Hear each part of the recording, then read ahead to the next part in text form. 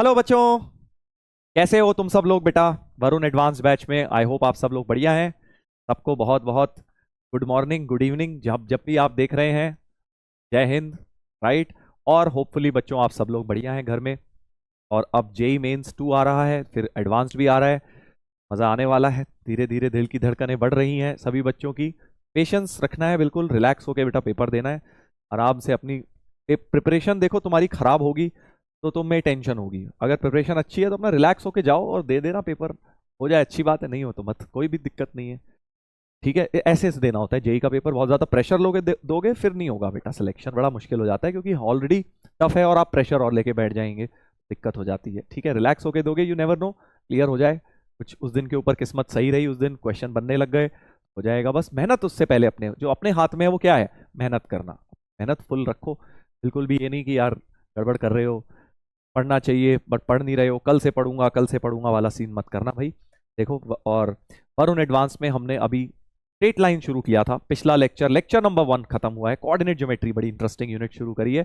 Although आसान होती है बट थोड़े क्वेश्चन मैं तुम्हें ज़्यादा ही टफ लेवल के कराता हूँ, तो वो थोड़ा सा टफ लगता होगा, ताकि एडवांस तक आते आते एडवांस के क्वेश्चन देखकर हमें उतना टफनेस फील ना हो। ठीक है, तो अब क्योंकि लेवल धीरे धीरे बढ़ाओगे तभी तो जाके एग्जाम में कंफर्ट लेवल रहेगा आपको, वरना ऑलरेडी प्रेशर का एनवायरनमेंट है और वहाँ क्वेश्चन भी बहुत टफ लगेंगे, तो एकदम से आप बहुत ज़्यादा पैनिक मोड में आ सकते हैं। इसीलिए थोड़े से क्वेश्चंस का लेवल मैं ऑलरेडी आपको एडवांस से एक लेवल प्लस ही देता हूँ, इसलिए घबराना नहीं है। अरे ये क्या आ गया, टॉपिक्स बेटा गड़बड़ आ गए हैं, कोई बात नहीं, चलो यहाँ पे हम चेंज कर देते हैं। बाइनोमियल और मेट्रिसेस का मिक्सचर और सीक्वेंस सीरीज तो सबसे पहले तो आज क्या करेंगे बेटा, देखो आज हम करेंगे बहुत ही मजेदार एप्लीकेशंस ऑफ पैरामेट्रिक कोऑर्डिनेट्स।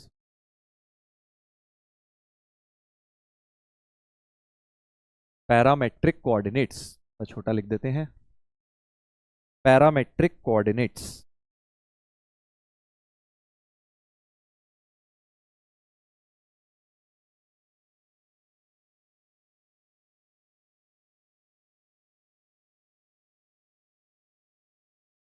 और इसके साथ ही हम पढ़ेंगे थोड़ा सा pair of straight line and homogenization.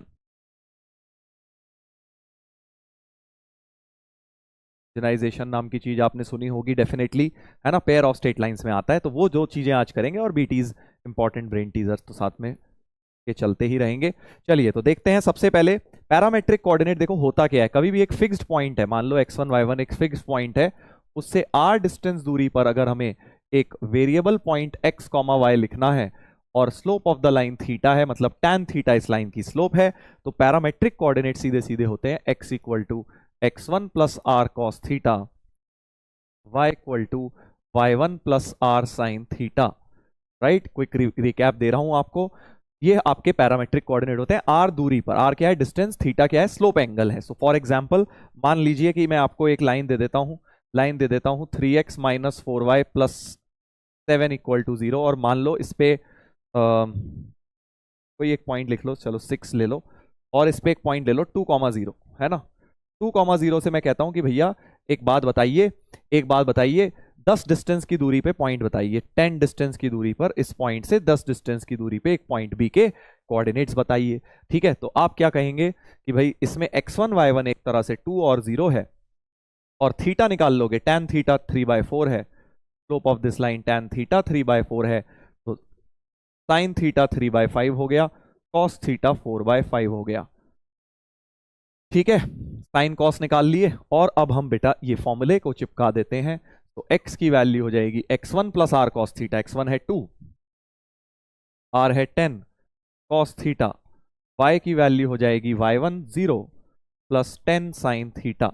अब एक और मजेदार बात है, देखो 10 डिस्टेंस बोला है, तो 10 डिस्टेंस हो सकता है ऐड हो सकता है सब्ट्रैक्ट भी हो, क्योंकि 10 डिस्टेंस की दूरी पर एक पॉइंट इस साइड भी बी डैश होगा, जिसमें अब डिस्टेंस को एक्चुअली -10 ले लेंगे, बेसिकली कोऑर्डिनेट्स सब्ट्रैक्ट हो रहे होंगे, तो करेक्ट एंड कंप्लीट फॉर्मूला बन जाएगा, प्लस माइनस का साइन आ जाएगा।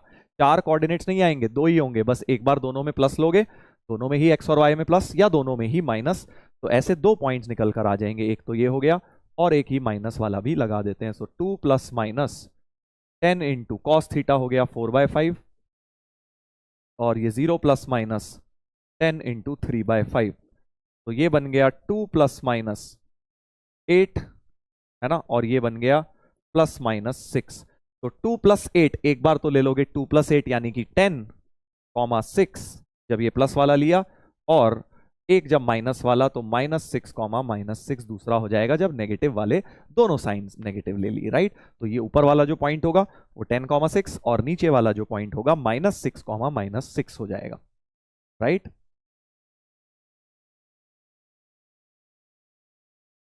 एक सेकंड, सही लिखा है ना मैंने कुछ?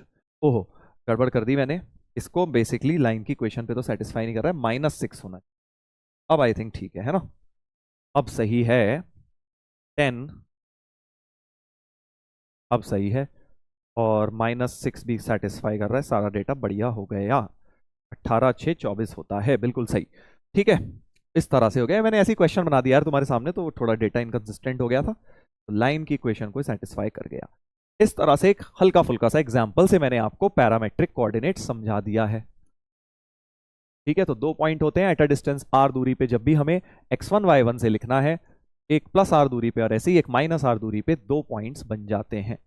ठीक है भाई, चलिए अब इसके थोड़े बढ़िया वाले एप्लीकेशन देख लेते हैं। बढ़िया वाले एप्लीकेशन देख लेते हैं थोड़े से पैरामेट्रिक कोऑर्डिनेट्स के। Brain teaser number 17, very very interesting question. अगर आपने किया हुआ है इस तरह का तो बहुत अच्छी बात है, नहीं किया तो जरा देख लीजिए। Variable straight line is drawn through origin meeting the circle. ये एक सर्कल है, एक सर्कल है, ठीक है, उसको मीट कर रहा है। अच्छा सा ही सर्कल बना लो भाई, ये एक सर्कल है। Variable straight line is drawn through origin, कहीं ओरिजिन है उससे एक लाइन बनाई गई, वेरिएबल बहुत सारी लाइनें हो सकती हैं। Meeting the circle at points P and R, तो ये वाले पॉइंट्स बेसिकली P और R हो गए।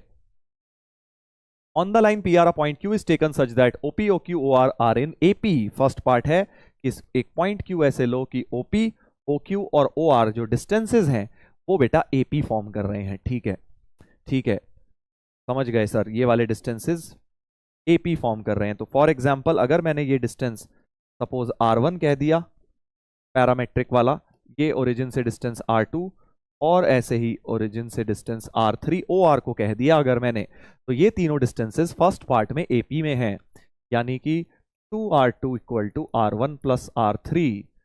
अब देखो, find the locus of Q in each case, तो लोकस निकालना है, HK मान लेता हूं, HK मान लेता हूं। तो सबसे पहले तो पैरामेट्रिक कोऑर्डिनेट सीधे देखो, R2 दूरी पे लिखना है, तो H equal to 0 plus R2 cos theta. इस लाइन की स्लोप थीटा है, थीटा वेरिएबल है क्योंकि लाइन वेरिएबल थी। K equal to 0 plus R2 sine theta. तो HK हमारे इस तरह के बन गए, HK बेटा इस तरह के बन गए। ठीक है, थीटा एलिमिनेट करना है, R1, R2, R3 भी बहुत सारे वेरिएबल्स आ गए, इसलिए थोड़ा सा अजीब लगता है क्वेश्चन, क्यों? क्योंकि बहुत सारे अननोन्स दिखने लग जाते हैं। अभी रुक जाओ, बट सर्कल दिया हुआ है, ये वाला सर्कल दिया है, तो लोकस इसके टर्म्स में आ सकता है। फर्दर R1, R3 में बनाने के लिए अब देखो मैं क्या कर रहा हूं, क्योंकि दोनों सर्कल के इंटरसेक्शन है, तो मैं एक ओरिजिन से एक पॉइंट लिख लेता हूं 0 प्लस R कॉस थीटा और 0 plus R sine theta, parametric in general R के लिए लिख लिया, और इसको बेटा इस सर्कल की इक्वेशन में डाल देता हूं, क्योंकि सर्कल के साथ इंटरसेक्शन हो रहा है कहां पे?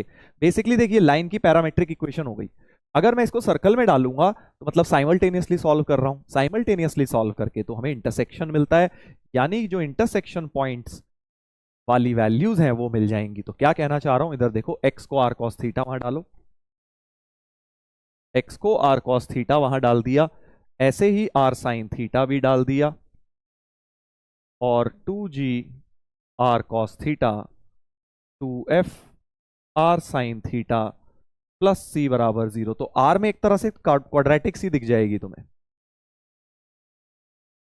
r में एक क्वाड्रेटिक सी दिख जाएगी बेटा, और इस क्वाड्रेटिक के रूट्स R1 और R3 हो जाएंगे, ये बोल रहा हूं मैं, क्योंकि आपने क्या किया, लाइन और सर्कल को सॉल्व किया। तो R1 जो सर्कल और लाइन का इंटरसेक्शन था वो था R1, और दूसरा वैल्यू दे रहा था R3। R1 R3 में एक क्वाड्रेटिक मिल जाएगी। बस यहां से सम ऑफ रूट लिख लेता हूं, क्योंकि मुझे R1 R3, R1 plus R3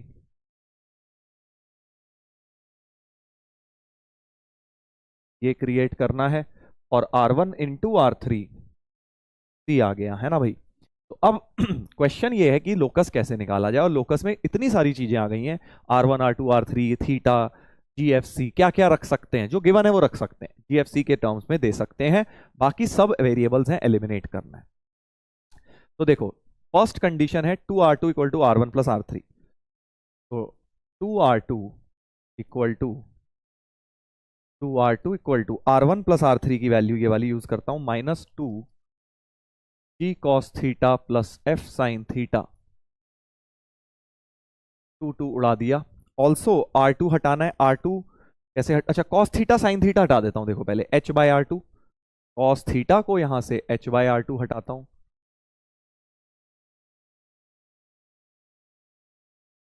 sine theta को K बाय R2 करके हटा देता हूं, R2 उधर जाके R2 स्क्वायर बन जाएगा minus GH plus FK, right. अब क्या क्या हट गया देख, HK तो हटाना नहीं, HK में तो रिलेशन नहीं लाना होता है, बेसिकली अब R2 स्क्वायर हटाना रह गया है, और R2 स्क्वायर यहां से हट जाएगा, अगर इसको स्क्वायर एंड ऐड कर दूं तो H square plus K square की वैल्यू R2 स्क्वायर हो जाएगी, देखो cos square plus sine square 1, तो यानी कि इसको लिख सकता हूं H square plus K square minus GH minus FK, और अब लेफ्ट में ले आओ H square plus K square plus GH plus FK बराबर 0, HK को XY से रिप्लेस लोकस में यही करते हैं, तो ये बढ़िया सा तुम्हारा लोकस आ गया। Locus of the point Q in first case is a circle, इस तरह का सर्कल आएगा, x square plus Y square plus G x plus F Y,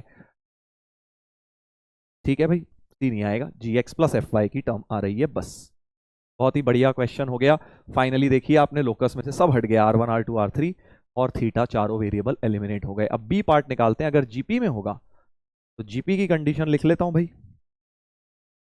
GP की कंडीशन तो बड़ी सिंपल सी है, जीपी की कंडीशन के लिए R1 R3 equal to R2 square होता है, B square equal to AC, है ना, और R1 R3 की value product of the roots ये रही C, ये देखिए R1 R3 की वैल्यू C है, और R2 स्क्वायर तुम निकाल ही चुके हो, H square plus K square था, R2 स्क्वायर तुम्हारा H square plus K square था, ये देखो R2 square H square plus K square था, तो यानी HK को XY से replace, X square plus Y square equal to C, again locus circle आ गया, बट सेंटर ओरिजिन वाला सर्कल आ गया, है ना, बढ़िया। देखो कितना प्यारा लोकस बन गया। बी पार्ट तो इजी था, ए में फिर भी मैनिपुलेशन थी, बी आसान था। सी में अब कह रहे हैं कि भाई अब तुम HP ले लो, उन तीनों को HP कंसीडर कर लो, मतलब R2 की value 2R1 R3 upon R1 plus R3, है ना, HP की कंडीशन तो ये होती है 2AC upon A plus C, ठीक है। R1 R3 product of the roots वही यूज करता हूं, 2C,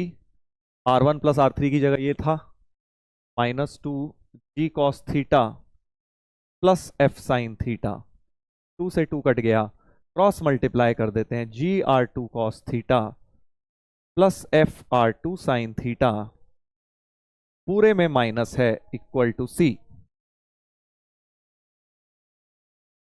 देख लीजिए।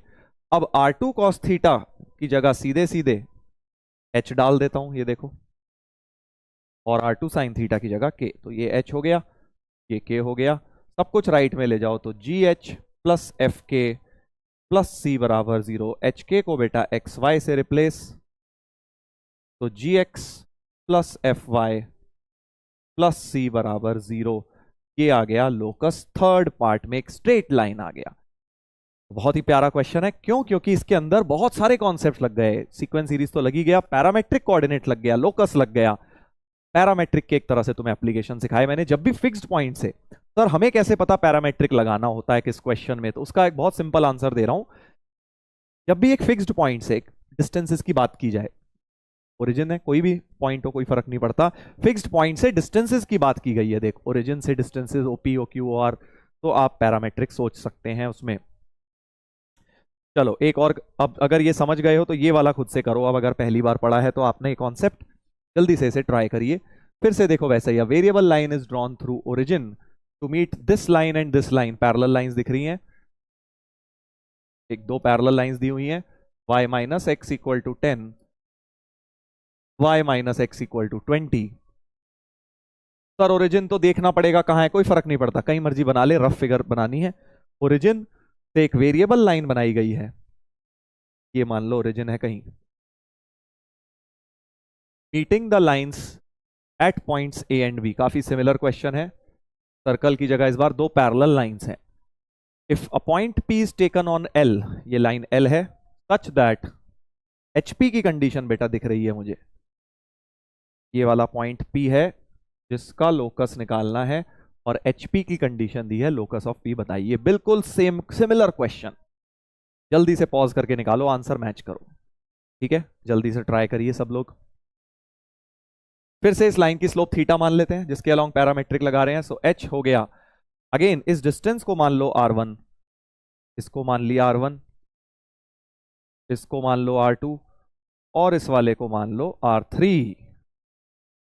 तो जो रिलेशन दिया है 2/OP, OP का मतलब हो गया r2 equal to 1/r1 plus 1/r3। तो फिर से वही r2 की value 2r1 r3 on r1 plus r3। और फिर से बेटा हमें r1 और r3 में इस बार क्वाड्रेटिक तो है नहीं सर, कोई नहीं, इंडिविजुअली बना ले। r1 के लिए अब सीधे इसमें पैरामेट्रिक लगा के इसमें डाल देता हूं, समझा। तो a के कोऑर्डिनेट्स हो गए 0 plus r1 cos theta, 0 plus r1 sine theta. b के हो गए 0 प्लस क्या लिखूंगा, r3 cos theta, r3 sine theta, है ना। और p के हो गए r2 cos theta, r2 sine theta. अब जिस लाइन में जो है वो सेटिस्फाई करा दो, ये वाले का, ये वाला a है तो r1 वाला सेटिस्फाई करा दो, a को सेटिस्फाई इसमें करा दो, c को सेटिस्फाई इसमें, b को जो था b को सेटिस्फाई इस वाली लाइन में करवा दो, है ना। तो क्या आ जाएगा देखो, r1 sine theta x minus y, y minus x था ना, हाँ, तो r1 sine theta minus r1 cos theta equal to 10। Similarly r3 sine theta minus r3 cos theta equal to 20। ये आ गया भाई, ये आ गया सर, हाँ सर बिल्कुल। ऑल्सो ये h है और ये k है तुम्हारा, ठीक है, समझ गए। अब इस रिलेशन का इस्तेमाल करते हैं जरा, ये जो HP वाला रिलेशन था इसमें वैल्यू डालते हैं। यहां से देखो, तो 1/r1 की वैल्यू ही निकाल लो सीधे, 1/r1 की वैल्यू आ गई sign theta minus cos theta by 10, और 1/r3 की वैल्यू आ गई sign theta minus cos theta upon 20। तो इसी रिलेशन को यूज कर लेते हैं, इसको हटाओ, ऊपर वाला ही इस्तेमाल कर लेता हूं ये। तो 2/r2 equal to sine theta minus cos theta by 10 plus sine theta minus cos theta by 20। LCM ले लीजिए 20, sine theta minus cos theta in fact common लेके कर लो, ज्यादा अच्छा रहेगा। Sine theta minus cos theta by 10 common, 1 plus 1/2, तो 3/2 बन गया, वो 3/2 बन गया बेटा। तो 2/r2 equals to sine theta minus cos theta 3/20। ठीक है जी, r2 को क्रॉस मल्टीप्लाई कर दो, r2 sine theta minus r2 cos theta into 3/20। r2 sine theta तुम्हारा क्या था बेटा, k था, ये हो गया k, ये हो गया h। तो 40 equal to 3 times k minus h, तो 3h minus 3k plus 40 equal to 0, ऐसा कुछ आ रहा है locus. 3h minus 3k, 3h minus 3k plus 40, मतलब 3x minus 3y plus 40। A option बेटा, ए ऑप्शन बन गया, ठीक है ना। इस तरह से करना था, देखो यही पैरामेट्रिक के एप्लीकेशन है, locus based application of parametric. पिछली बार सर्कल दिया था मैंने, सर्कल के साथ इंटरसेक्शन देखा तो थोड़ा सा क्वाड्रेटिक मिक्स हो गई। इसमें और भी आसान था, कोई सर्कल नहीं, 2 लाइंस थी तो 2 बार अलग अलग अपनी अपनी लाइंस में सेटिस्फाई करा दिया। क्वाड्रेटिक भी बना सकते थे, इनकी पेयर ऑफ लाइंस लिख के मल्टीप्लाई करके फिर डाल लेते, फालतू काम बढ़ाने वाली बात है, डायरेक्टली हमने ये कर दिया। चलिए अगले पे आते हैं, ऐसा ही एक एप्लीकेशन, ब्रेन टीजर नंबर 19 देखते हैं क्या है। ये वाला तो खुद से करो यार पॉज करके, अब तो होना चाहिए भाई, let a line be drawn through the point t, 1 to meet the parabola. एक t, 1 पॉइंट है, उससे एक लाइन बनी जो पैराबोला को मिलती है in 2 points a and b। PA into PB is 3t। फिर से देख, डिस्टेंसेस की बात की गई है, यानी इस डिस्टेंस को अगर मैंने R1 बोल दिया और इस डिस्टेंस को R2 बोल दिया, PB को, तो फिर से पैरामेट्रिक लिखता हूं और पैराबोला में डाल के R में क्वाड्रेटिक मिलेगी, बिल्कुल सर्कल जैसा हो गया। तो parametric through P, parametric through P, P point से जरा पैरामेट्रिक लिखते हैं भाई। लिख लीजिए सर, थीटा एंगल पे कोई भी थीटा एंगल है, तो T plus R cos theta, 1 plus R sine theta, ये हो गया formula. x1 plus R cos theta, y1 plus y1 है 1 प्लस आर साइन थीटा। और पैराबोला में डालते ही x square equal to 4y, इसमें डालते ही एक तरह से r में क्वाड्रेटिक तैयार हो जाएगी, जिसके रूट्स बेटा R1 R2 होंगे। फर्दर वो बोल रहे हैं R1 into R2, R1 into R2 3 mod t है। ठीक है भाई, तो यहां से जल्दी से r square cos square theta plus t square,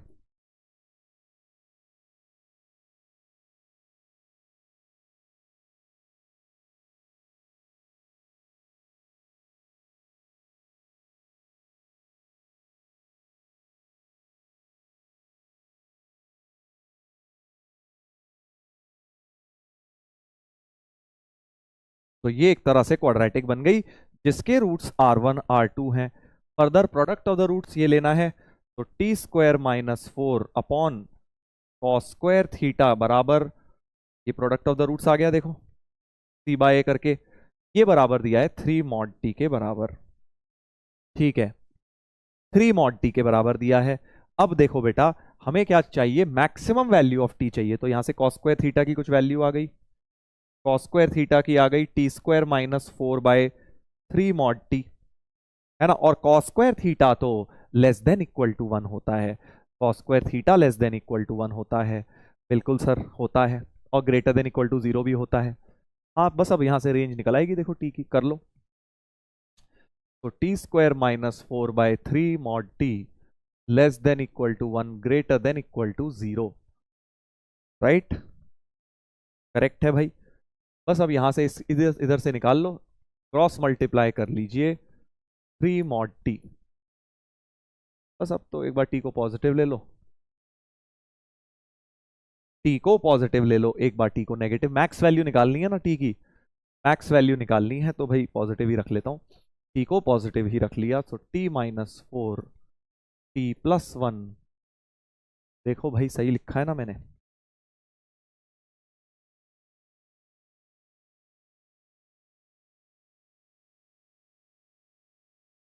तो हमारे पास क्या आ गया, हमारे पास आ गया, सही लिखा है ना, फैक्टर -3t सही है, -1 4, तो बेसिकली ऐसा कुछ, और पॉजिटिव वाला लेना है, तो मैक्स वैल्यू तो 4 हो गई, टी मैक्स हो गई 4। और इधर से जब नेगेटिव से खोलोगे मॉड तो वैसे ही नेगेटिव आएगा, हमें तो मैक्स वैल्यू चाहिए, तो आई थिंक 4 होनी चाहिए, टी की मैक्स वैल्यू बेटा 4 हो गई, राइट। ऐसे करना है, देखो बढ़िया क्वेश्चन, पैरामेट्रिक लग गया, बाद में थोड़ी सी रेंज लग गई, रेंज ऑफ फंक्शंस। अगला ब्रेन टीजर नंबर 20, ये वाला तो यार अब कर सकते हो तुम, इसमें कोई खास मुश्किल नहीं रह गया, अब बिल्कुल बिल्कुल ऐसे ही जो मैंने तुम्हें अभी सिखाया है, इसको जल्दी से कर लीजिए, इसको कर लीजिए भाई, फिर एक आएगा थोड़ा सा मुश्किल वाला इससे। Variable straight line is drawn through this to meet the lines this this and this in points A B C. फिर से वही, कोई 3 लाइंस हैं, पैरेलल हैं क्या, नहीं, जैसे मर्जी हैं, टेढ़ी मेढ़ी ऐसे मर्जी बना ले, और फिर एक वेरिएबल लाइन P से बनी है, P पॉइंट है 1,1, जो इसको R1 R2 और R3 इन डिस्टेंसेस PA को R1 बोल देता हूं, PB PC, है ना भाई, रिस्पेक्टिवली इन ABC। ये पहली वाली लाइन L1 है, L1 वाली A है, L2 फिर L3, और आप PA PB PC को R1 R2 R3 बोल देते हैं, तो A के कोऑर्डिनेट्स हो जाएंगे 1 plus R1 cos theta, 1 plus R1 sine theta, इसको इस लाइन के अंदर डाल दीजिए,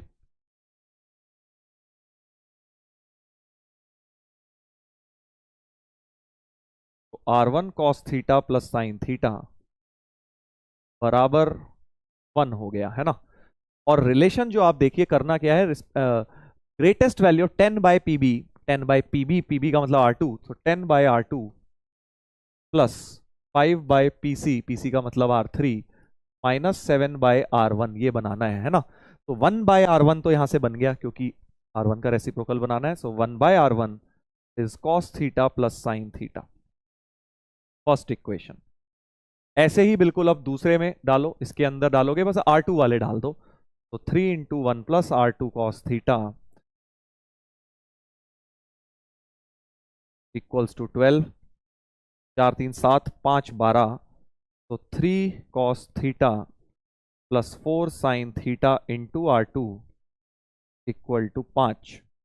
तो 1 बाय R2 की वैल्यू आ गई 3 cos theta plus 4 sine theta by 5, right. ये आ गई देखो हमारे पास, है ना। 1 बाय R2 भी आ गया, उसको भी यहां डाल लेंगे अभी। ये दूसरी इक्वेशन बन गई। ऐसे ही तीसरी इक्वेशन निकालिए। इस थर्ड लाइन में बेटा R3 वाले कोऑर्डिनेट्स जल्दी से डाल दीजिए। 4x प्लस 3y यानी 4 1 plus R3 cos theta 3 1 plus R3 sine theta 4x plus 3y equal to 12। फिर से वही 4 cos theta plus 3 sine theta into R3, 7 5 12 5 हो गया। तो 5 बाय R3 की वैल्यू डायरेक्ट ही आ गई। 5 बाय R3 की value 4 cos theta plus 3 sine theta आ गई बेटा, थर्ड इक्वेशन। जल्दी से यहां डालो, तीनों को यहां डालते हैं। 10 बाय R2 क्या हो जाएगा, डबल हो जाएगा इसका, तो double of 3 cos theta plus 4 sine theta. 5 by R3, 5 by R3 third equation से 4 cos theta plus 3 sine theta और minus 7 by R1 minus 7 times cos theta plus sine theta. ये अपना फंक्शन बन गया जिसकी मैक्सिमम वैल्यू निकालनी है। मैंने एक तरह से एफ थीटा बना लिया है, उसको एफ थीटा बना लिया है, इस चीज थीटा का फंक्शन बना लिया है। बस अब क्या है इसकी मैक्स वैल्यू बेटा, अब तो बाएं हाथ का खेल हो गया। 6 cos theta plus 4, 6 plus 4 10 minus 7 3 cos theta, 4 दूनी 8 3 11 माइनस 7, 11 माइनस 7 होता है 4 साइन थीटा। सो 3 cos theta plus 4 sine theta की मैक्स वैल्यू निकालनी है। ट्रिग्नोमेट्री बन गई देख बेटा, root A square plus B square, तो मैक्स वैल्यू हो गई। आया ना मजा, देखो कहां से कहां क्वेश्चन पहुंच गया। 5, मैक्स वैल्यू इस चीज की 5 होनी चाहिए। ये तो करना चाहिए था यार। देखो ये वाला आप 2-3 क्वेश्चन कराने के बाद भी अगर ये नहीं करोगे तो गड़बड़ है यार। ये तो इजी क्वेश्चन बन गया अब, क्योंकि सारी थ्योरी तो समझा दी मैंने, सारी थ्योरी पैरामेट्रिक कोऑर्डिनेट्स की तुम्हें इसके साथ 3-4 क्वेश्चंस के साथ समझा दी है। तो ये पैरामेट्रिक के कुछ बढ़िया एप्लीकेशंस हैं। एक जबरदस्त एप्लीकेशन और कर लेते हैं, फिर एक तुम्हें होमवर्क के लिए दे दूंगा, ठीक है। चलो देखते हैं क्या है। ये क्या है sir, adjacent figure represents equilateral triangle. An equilateral triangle होना चाहिए भाई। इक्विलैटरल ट्राइंगल क्या होता है, an. ABC of side length 2 unit. अच्छा, एक इक्विलैटरल ट्राइंगल है जिसकी साइड फिक्स है 2। Locus of vertex C as side A B slides along coordinate x. अच्छा, ऐसा तुमने हल्का फुल्का वाला किया होगा क्वेश्चन, बट ये वाला थोड़ा मजेदार है कि ये ट्राइंगल की लेंथ फिक्स्ड है, साइड फिक्स्ड है, इसको हमने धक्का मार दिया, मतलब ये यहाँ ए बी पर फिसलने लग गया ऐसे। तो सी का लोकस बताना है, सी का लोकस बेटा बताना है। बहुत ही बढ़िया जबरदस्त सवाल बन गया ये पैरेलल नहीं है कहीं तो मैं ऐसा लग रहा हूँ, थोड़ी फिगर ऐसी सी बन गई है। वो तो वेरिएबल है ना, क्योंकि जैसे जैसे चेंज होगा थोड़ी देर बाद इक्विलैटरल ट्राइंगल ऐसे आ जाएगा, ऐसे थोड़ी देर बाद ये वाला ट्राइंगल ऐसे चले जाएगा, इसे खिसकता रहेगा ये ट्राइंगल, क्योंकि बी इस पे मूव करेगा और ए इस पर मूव करेगा, तो सी चेंज होता जाएगा। सी का लोकस हमें निकाल कर बताना है। समझ गए ना क्वेश्चन क्या है। तो एक फिगर, थोड़ी बेहतर फिगर बना के शुरू करते हैं हम लोग। थोड़ा सा पैरेलल सी लग रही है ना, इसलिए थोड़ा नई फिगर बना लेते हैं, गलती ना हो जाए कि भाई ये ले लो, ये ले लो और ये ले लो, ऐसा कुछ मैंने एक इक्विलैटरल ट्राइंगल बना लिया। ये वाला पॉइंट, ये वाला पॉइंट बेसिकली जैसे जैसे चेंज होगा का लोकस बताना है। ठीक है, तो भाई चेंज क्या होगा, थीटा चेंज होगा, ये तो 2 तो फिक्स्ड रहेगा, लेंथ तो चेंज होनी नहीं है, ट्राइंगल की लेंथ हमेशा 2 रहेगी, और थीटा चेंज होगा। तो पहली बात तो ठीक है, तो इसके कोऑर्डिनेट्स हो गए 2 cos थीटा कॉमा 0, ये 2 cos थीटा हो गई ना, और ये 2 sin theta, 0 comma 2 sin theta हो गई। ठीक है सर, अब सी के कोऑर्डिनेट लिखने हैं, तो मुझे दिखाई दे रहा है कि अगर मैं इसे एच के मान लूं, हाँ सर मान लीजिए, और अगर ये थीटा माना है, ये 60 है, तो ये स्लोप एंगल, इस लाइन का स्लोप एंगल लिख रहा हूं क्योंकि उसके अलोंग पैरामेट्रिक मुझे दिख रहा है, लिखूंगा कि डिस्टेंस 2 है बेटा ये, तो इससे पैरामेट्रिक लिखने के लिए ये एंगल चाहिए। ये एंगल कितना हो गया, 120 माइनस थीटा हो गया, तीनों का सम 180 होना चाहिए, 120 माइनस थीटा हो गया। तो अब ए से जरा पैरामेट्रिक लिख देता हूं, है ना भाई, ए से जरा पैरामेट्रिक लिख देता हूं, तो एच की वैल्यू हो जाएगी 2 cos theta x1 plus r cos theta. ये 120 को क्या हो गया भाई, 120 है, तो ऐसा कुछ। और सिमिलरली के की वैल्यू हो जाएगी, y1 तो 0 है, 0 plus 2 sine, 0 plus 2 sine 120 minus theta. अब सर जरूरी थोड़ी है यहीं से लिखते, अब देख एक तो तरीका ये बिल्कुल ठीक है, यहां से लिख दिया, और हम अब थीटा एलिमिनेट करने की कोशिश करें, है ना, दोनों इक्वेशन से थीटा एलिमिनेट करें। बट आई थिंक इसमें थोड़ी सी प्रॉब्लम हो जाएगी, क्योंकि अब मुझे थीटा, चल खोल के देखता हूं, क्यों मुझे इसके आगे भी सोचना पड़ा, पहले इसको खोल के देखते हैं। तो यहां पे क्या होगा भाई, देखो के हो जाएगा sine 120 3/2 cos theta minus cos 120 मतलब minus half sine theta, 2 2 cut गया, सो के की वैल्यू आ गई √3 cos theta plus sine theta, है ना भाई, ये इक्वेशन 2 आ गई। और ऐसे ही इस इक्वेशन को भी सिंप्लीफाई कर लो, h की वैल्यू हो जाएगी 2 cos theta 2 cos a cos b minus sine A sine B.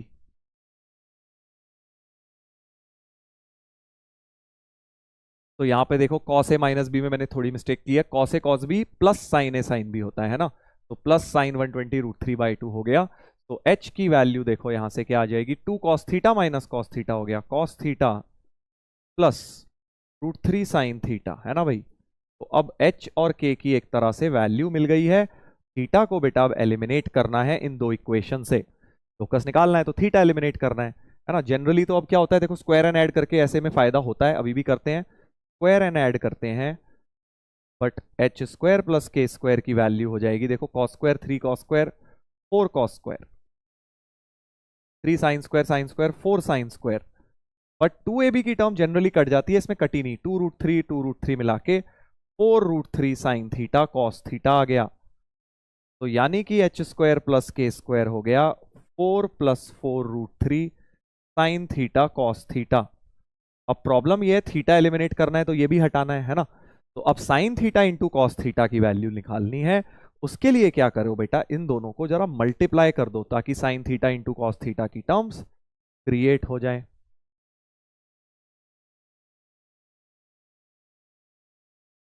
Cos theta plus √3 sine theta, है ना भाई। और अब इसको जल्दी से जरा ब्रैकेट्स खोलें, सो एच के की वैल्यू हो गई √3 cos स्क्वायर √3 साइन स्क्वायर √3 हो गया, plus 3 sine theta cos theta, तो 4 साइन थीटा कॉस थीटा आ गया। तो basically 4 sine theta cos theta की वैल्यू एच के माइनस √3 हो गई, एच के माइनस √3 हो गई बेटा। तो एच स्क्वायर प्लस के स्क्वायर हो गया 4 + 4 साइन थीटा कॉस थीटा की जगह डाल दीजिए एच के माइनस √3, तो एच स्क्वायर प्लस के स्क्वायर हो गया √3 एच के प्लस 1। ये बन गया लोकस भाई, एच के में एक तरह से रिलेशन आ गया, है ना, यही लोकस होना चाहिए। तो देख लेते हैं जरा, हमारे पास आ गया x square plus Y square equal to 1 + √3xy, C option, answer जो है सी होना चाहिए। ठीक है, बढ़िया क्वेश्चन था। देखो लोकस का again application mixed with parametric form of straight line, खूब आता है जेई के अंदर, पैरामेट्रिक फॉर्म खूब आता है बेटा, बहुत आता है, बहुत ज्यादा इंपॉर्टेंट चीज है जो आपको आनी चाहिए। तो एक इसका अब ये होमवर्क में कर लेना, 22 नंबर, ठीक है। पैरामेट्रिक का ही एप्लीकेशन है, देखिए ओ ए ओ बी ओ सी पाई मतलब प्रोडक्ट इनका बनाया हुआ है, तो क्लियरली पैरामेट्रिक फॉर्म से होगा। बाकी आंसर आपके सामने है। चलिए अब आते हैं एक मैट्रिक्स मैच पर। मैट्रिक्स मैच टाइप भी ले लेते हैं भाई। एबीसी भी है isosceles triangle with A B equal to A C. अच्छा करो भाई ट्राई, ये तो इजी लग रहा है। Equation of A be the हुई है, ए सी भी दी हुई है, एरिया ऑफ ट्राइंगल 20 दिया है। अरे वाह, सब कुछ तो दे रखा है भाई, बड़ा अच्छा अच्छा सा दिख रहा है ये क्वेश्चन तो। A B C X plus Y equal to 10, 7x minus Y equal to 30, ठीक है। एरिया ऑफ ट्राइंगल भी दिया हुआ है 20, एरिया ऑफ ट्राइंगल भी दिया हुआ है। अच्छा मेरे माइंड में चल रहा है क्या किया जाए। देखो ए तो निकल आएगा, हाँ ए तो निकल आएगा क्योंकि इंटरसेक्शन से 7x ऐड कर लो इनफैक्ट दोनों को, तो 8x, तो 8x हमारा आंसर छुपा हुआ है पीछे भाई, तो हम नहीं डिस्टर्ब कर सकते। तो 8x ऐड किया तो 8x इक्वल टू 40 यानी x इक्वल टू 5, तो 5,5 ये पॉइंट हो गया। अब देखो एरिया को कैसे यूज किया जाए। जो पहली चीज मेरे माइंड में आ रही है वो ये कि सर एरिया जो 20 दिया है, या तो इस पॉइंट को मान लूं अल्फा कॉमा 10 माइनस अल्फा, फिर इसको मान लूं बीटा कॉमा कुछ करके, बट आइसोसेलेस भी है, आइसोसेलेस भी है। तो मेरे माइंड में चल रहा है यार अगर आइसोसेलेस है तो ये हाइट और बेस के टर्म्स में मैं क्रिएट कर सकता हूं, वो दोनों साइड्स इक्वल भी होंगी। अच्छा अच्छा इनके बीच का एंगल है, देख एंगल ए तो निकल जाएगा क्योंकि एंगल बिटवीन टू लाइन से निकल जाएगा वो तो, है ना। तो मैं थोड़ा सा ट्रिग्नोमेट्री लगाने की कोशिश कर रहा हूं क्योंकि मुझे नॉर्मल मेथड बड़ा लंबा दिख रहा है कि इसको कुछ माने ए कॉमा 10 माइनस ए, इसको भी बी कॉमा समथिंग, फिर दो इक्वेशन दो अननोन सॉल्व करूं डिस्टेंस फॉर्मूला से बराबर, फिर एरिया, बहुत लंबा बहुत लंबा, वो नहीं कुछ और सोचते हैं। तो मैं क्या सोच रहा हूं कि भाई क्यों ना एंगल बिटवीन लाइंस लिख लिया जाए। tan थीटा, इसकी स्लोप है -1 उसकी 7, 7 माइनस -1 अपॉन 1 प्लस 7 इंटू -1, तो 8/6 हो गया यानी कि 4/3। तो tan थीटा 4/3 हो गया, यानी जो एंगल ए है उसका tan ए 4/3 है, और साइन ए क्या हो जाएगा फिर 4/5 हो जाएगा सर। यानी इस ट्राइंगल का साइन ए 4/5 है। और एरिया का तुम्हें एक फॉर्मूला पता है बेटा, अगर ये लेंथ एक्स तो मत मानो, चलो ए मान लो, ये था तो नहीं कहीं, हाँ ए मान लो, ये भी ए है क्योंकि आइसोसेलेस है।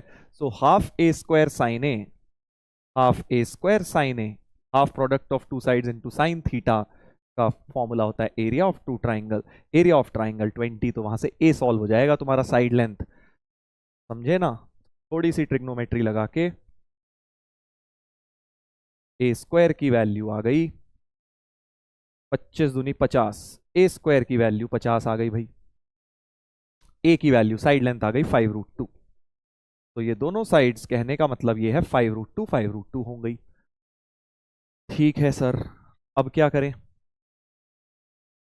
बी के कोऑर्डिनेट्स कैन नॉट बी, अच्छा बी के कोऑर्डिनेट निकालने हैं और सी के कोऑर्डिनेट्स निकालने। अब तो हो जाएगा, अब तो बेटा इजी हो गया क्योंकि ये साइड लेंथ आ गई। अब इसको कुछ मान लो, let the coordinates of B be alpha comma 10 minus alpha, है ना, अल्फा कॉमा 10 माइनस अल्फा मान लिया क्योंकि इस पे लाई कर रहा है, और इसको डिस्टेंस फॉर्मूला से 5√2 कर देता हूं। सो ए बी डिस्टेंस 5√2 हो गया। तो डिस्टेंस फॉर्मूला कहता है alpha minus 5 whole square plus plus 10 minus alpha minus 5, 5 minus alpha का होल स्क्वायर इक्वल टू 5√2 का होल स्क्वायर 50 हो गया, है ना। तो 2 टाइम्स अल्फा माइनस 5 का होल स्क्वायर इक्वल टू 50, तो alpha minus 5 whole square is 25, alpha minus 5 is plus minus 5। तो एक बार प्लस ले लूंगा तो अल्फा 10 आ जाएगा, या एक बार अल्फा माइनस ले लूंगा तो 0 आ जाएगा। तो देयरफॉर जब अल्फा को 10 और 0 यहां डाल दूंगा, बी के पॉसिबल कोऑर्डिनेट्स आ जाएंगे 10,0 और 0,10। बी के कोऑर्डिनेट्स ये पॉसिबल हैं। और पूछा क्या गया है, coordinates of B can not be, तो बी को तो मैच करूंगा क्यू आर और एस से, बी को सॉरी ए को क्यू आर और एस से मैच करूंगा, बिल्कुल सही है। ये तीनों से मैच हो गया हमारा, है ना। ऐसे ही बिल्कुल coordinates of C can not be बिल्कुल सेम, इसको भी कुछ मान लो, बीटा मान लो, और y की वैल्यू 7 बीटा माइनस 30 हो जाएगी, समझ गए ना। So let C be beta comma, अगर x को बीटा माना है तो y हो गया 7 बीटा माइनस 30, 7 बीटा माइनस 30, और फिर से a तो तुम्हारे पास था ही 5,5, इन दोनों के बीच का डिस्टेंस उठा के फिर से 5√2 कर दीजिए, तुम्हारे पास इसके पॉसिबल कोऑर्डिनेट्स भी आ जाएंगे बेटा, बीटा की वैल्यू भी आ जाएगी, बीटा की वैल्यू भी आ जाएगी, राइट। नहीं तो और भी कर सकते हो चीजें, मतलब ठीक है, एरिया से भी निकाल सकते हो, अब जैसे भी कर लो, सी के पॉसिबल कोऑर्डिनेट्स तुम्हारे पास मिल जाएंगे, कर लेना। मैं पूरा रिपीट नहीं कर रहा क्योंकि सेम ही चीज करनी है बिल्कुल। अगला, centroid of triangle ABC can not B, अच्छा अब तो फिर हो ही जाएगा, सेंट्रॉइड भी बात हो जाएगी फिर सेंट्रॉइड की, और फिर हमारी सरकम सेंटर की भी बात हो जाएगी। कर लोगे कि नहीं कर लोगे? चलो इसको पूरा कर देता हूं यहां तक तो, at least A C 5 minus beta whole square plus 7 beta minus 35 whole square, है ना, इक्वल टू, फिर से 50 हो जाएगा डिस्टेंस फॉर्मूला, तो इसमें से 7 कॉमन आ रहा है, 49 plus 150, 5 minus beta whole square, देख रहा है कैलकुलेशन कितनी प्यारी हो गई, 7 का स्क्वायर 49 और 5 माइनस बीटा होल स्क्वायर तो इधर भी है, बीटा माइनस 5 होल स्क्वायर ही बचा अंदर, तो मैंने क्या किया, फिर beta minus 5 whole square common ले लिया, 49 प्लस 150 और 50 कट गए, तो बीटा हो गया एक तो 5 और एक 6, या फिर बीटा हो गया 5 माइनस 1 4, बीटा की वैल्यू आ गई। बीटा आ गया तो बेटा पॉइंट सी के कोऑर्डिनेट्स के डालने पर 6, 42 माइनस 30 12, है ना, और दूसरा आ गया जब 4 डाला बीटा को, 7 4 ज़ा 28 माइनस 30 4 माइनस 2, सी के ये कोऑर्डिनेट्स हो गए 6 12 4 माइनस 2, 6 12 4, तो क्यों नहीं हो सकता, बस बाकी तीनों हो, बाकी तीनों नहीं, क्यों हो सकता है, बाकी तीनों नहीं हो सकता, तो बी पी आर एस से मैच हो रहा है, बिल्कुल सही है, पी आर एस से हो रहा है। बस अब कर लेना यार, अब सेंट्रॉइड क्या क्या हो सकता है देख लेना, क्योंकि एक बार बी के पेयर, समझ गए ना, क्योंकि अब तुम्हारे पास बी के पॉसिबल भी हैं, सी के भी हैं, तो सेंट्रॉइड लगा देना, क्या क्या आ सकते हैं सारे पेयर लिख लेना, 4 पेयर बन जाएंगे, और सरकम सेंटर भी फिर निकालना होगा आपको, ठीक है भाई, सरकम सेंटर भी निकाल लेना इसका, जैसे भी निकाल सकते हो, पहले ऑर्थो निकाल लेना, फिर यूलर्स लाइन लगा लेना, कंप्लीट कर लेना अब आप इसको होमवर्क में, हो जाएगा ना भाई। ये रहे आंसर्स। चलिए अगले पर आते हैं, ब्रेन टीजर नंबर 24 नंबर, ठीक है, थोड़े से बचे हैं, फिर इसके बाद हम होमोजेनाइजेशन वगैरह शुरू करेंगे, पेयर ऑफ लाइंस की बातें करेंगे इसके बाद, हाँ 24 लास्ट है, इसके बाद करते हैं कॉलम 1, फिर से matrix match, coordinates of AB 1, 2 and those of BB 2, 3. Perpendicular bisector of BC is this. Then perpendicular bisector of AC. चलो तो जल्दी जल्दी पहले फिगर बनाते हैं। ABC बोला जा रहा है A के कोऑर्डिनेट्स 1, 2 हैं, B के कोऑर्डिनेट्स 2, 3 हैं, और परपेंडिकुलर बाइसेक्टर ऑफ BC दिया है, इसका परपेंडिकुलर बाइसेक्टर दिया है बेटा, इसकी इक्वेशन क्या दी है, x+2y+2। कल एक बात बोली थी मैंने कि अगर परपेंडिकुलर बाइसेक्टर या एंगल बाइसेक्टर दिया है तो बेटा वहां इमेज लगा दो, है ना, याद आ गई वो बात, कल बताया था, इंपॉर्टेंट नोट।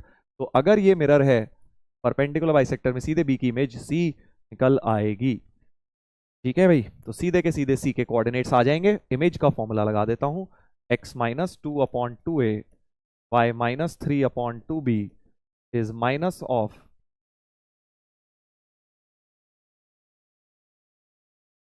x-2/2 y-3/4, 6 7 8 9 10, तो -2, तो x की वैल्यू हो गई x-2/2 इज -2, तो x हो गया -2 और y हो गया -8 + 3, यानी y हो गया -5, तो c के कोऑर्डिनेट्स निकल आए, c के कोऑर्डिनेट्स आ गए -2 -5। अब क्या बोला है हमें, बोला था भाई then perpendicular bisector of AC, AC का परपेंडिकुलर बाइसेक्टर ये वाला निकालना है, तो इजी हो गया। अब तो C आ गया -2 -5, तो स्लोप ऑफ AC हो गया हमारे पास 2 + 5 7/1 + 2, यानी कि 7/3 हो गया। तो स्लोप ऑफ जो लाइन L है हमारी, ये इसकी हो गई -3/7। फर्दर मिड पॉइंट भी रहेगा, ये पॉइंट मिड पॉइंट होगा, तो -12 5 2 - 5 -3/2, राइट। बस स्लोप पॉइंट फॉर्म लगा दीजिए, तो y + 3/2 = -3/7 x + ½ 2y + 3 = -3/7 2x + 1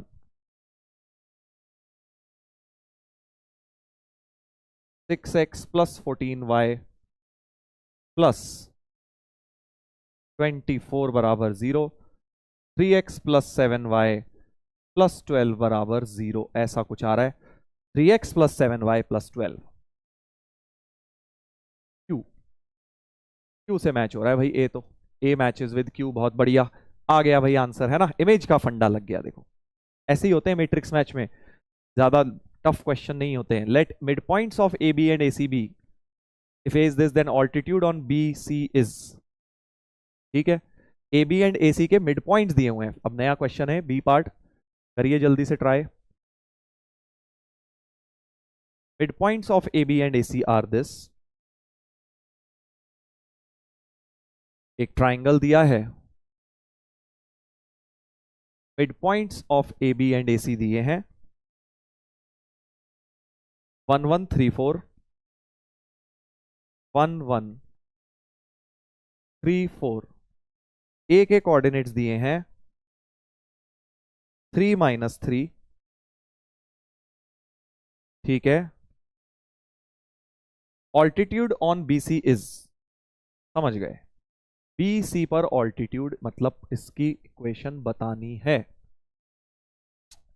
ठीक है भाई। ये तो इजी है क्योंकि ये मिड पॉइंट है, सीधे सीधे इसके कोऑर्डिनेट्स आ जाएंगे।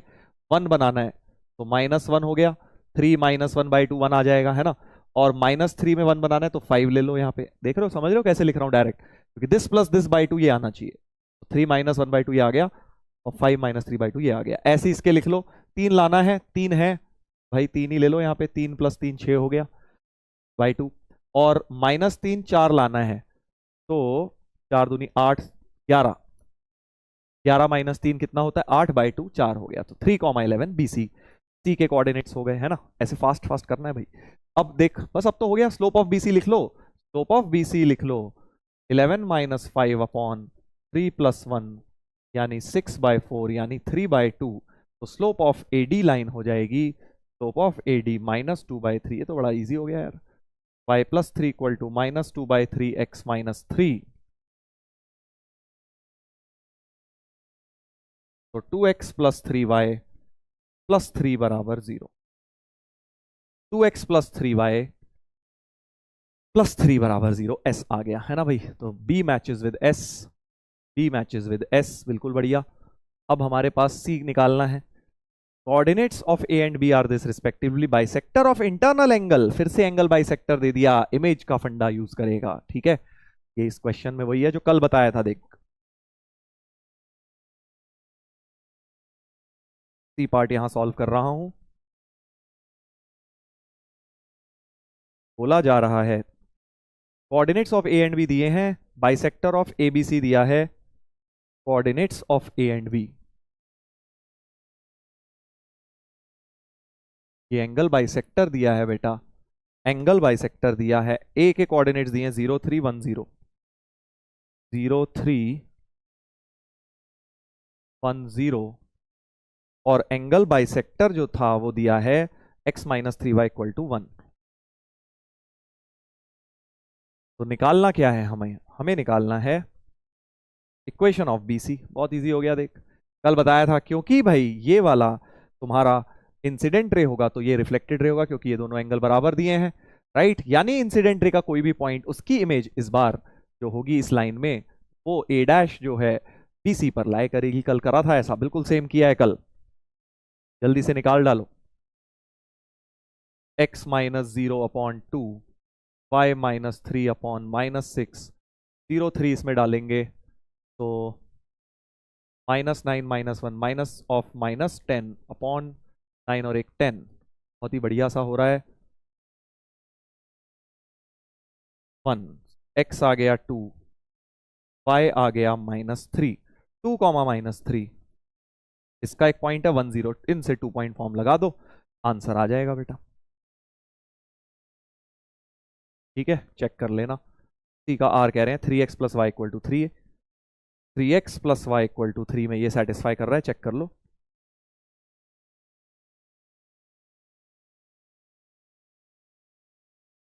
थ्री टू 6 -3 कर रहा है बिल्कुल, और 1 0 भी कर रहा है, यानी बिल्कुल बढ़िया आंसर ये हो गया। ठीक है भाई, तो कैलकुलेशंस है, देखिए इन सब में कैलकुलेशन है और एडवांस्ड में भी ऐसे आ सकते हैं। ये मत सोचना कि कैलकुलेशन वाले छोड़ देता हूं, मैं तो बहुत बढ़िया कॉन्सेप्ट वाले करूंगा, ये पूरे करने हैं बेटा। एडवांस में भी तुम्हें कैलकुलेशन वाले मिल जाते हैं, मेनली स्ट्रेट लाइन सर्कल्स में से या मैट्रिसेस डिटर्मिनेंट, इन दोनों में कैलकुलेशन के क्वेश्चंस आ जाते हैं। चलिए अब स्टार्ट करते हैं होमोजेनाइजेशन पेयर ऑफ लाइंस का इंपॉर्टेंट पार्ट। तो देखो बेटा, आपने होमोजेनाइजेशन बहुत बार सुना होगा और इसमें कई बार हम लोगों को डर भी लगता है, यार पता नहीं कैसे लगाते हैं, कब लगता है। होमोजेनाइजेशन जो है पैराबोला, सर्कल, इलिप्स, हाइपरबोला सब में जाके मिक्स होगा, इसीलिए हम इसको एक बार कर ले रहे हैं। आपने पहले किया है, अच्छी बात है, तो आप डायरेक्टली क्वेश्चंस पे आ जाइए, नहीं तो मैं एक बार जल्दी से बता देता हूं। देखो होमोजेनाइजेशन है क्या, आज मैंने आपको बताया था, एक होता है जनरल, एक होता है होमोजीनियस, राइट। होमोजीनियस मतलब सिर्फ 2 डिग्री टर्म आएंगे, ax², तो जनरल 2 डिग्री का होता है ax² + by² + 2hxy + 2gx + 2fy + c = 0। ये क्या है, ये सर जनरल 2 डिग्री कर्व है। मैं ये नहीं कह रहा ये पेयर ऑफ लाइंस है, जनरल 2 डिग्री कोई भी कर्व है, कोई भी ऐसा कोई उल्टा सीधा सा कर्व है, पैराबोला, सर्कल, इलिप्स, जो मर्जी होगा, कुछ भी है, ये एक जनरल 2 डिग्री कर्व जिसको मैं सी से रिप्रेजेंट कर रहा हूं, तो ये है जनरल 2 डिग्री। होमोजेनाइजेशन मतलब इसको अब हम क्या करेंगे, होमोजीनियस बना देंगे, इसको हम क्या करेंगे, होमोजीनियस बना देंगे।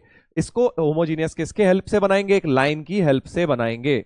y = mx + c' ले लो, क्योंकि ये c हम ले चुके हैं, यहां पे कुछ भी ले लो लाइन की। तो होमोजेनाइजेशन हमेशा किसके रिस्पेक्ट में किया जाता है, एक लाइन के रिस्पेक्ट में। किसको किया जाता है, एक कर्व को किया जाता है, राइट।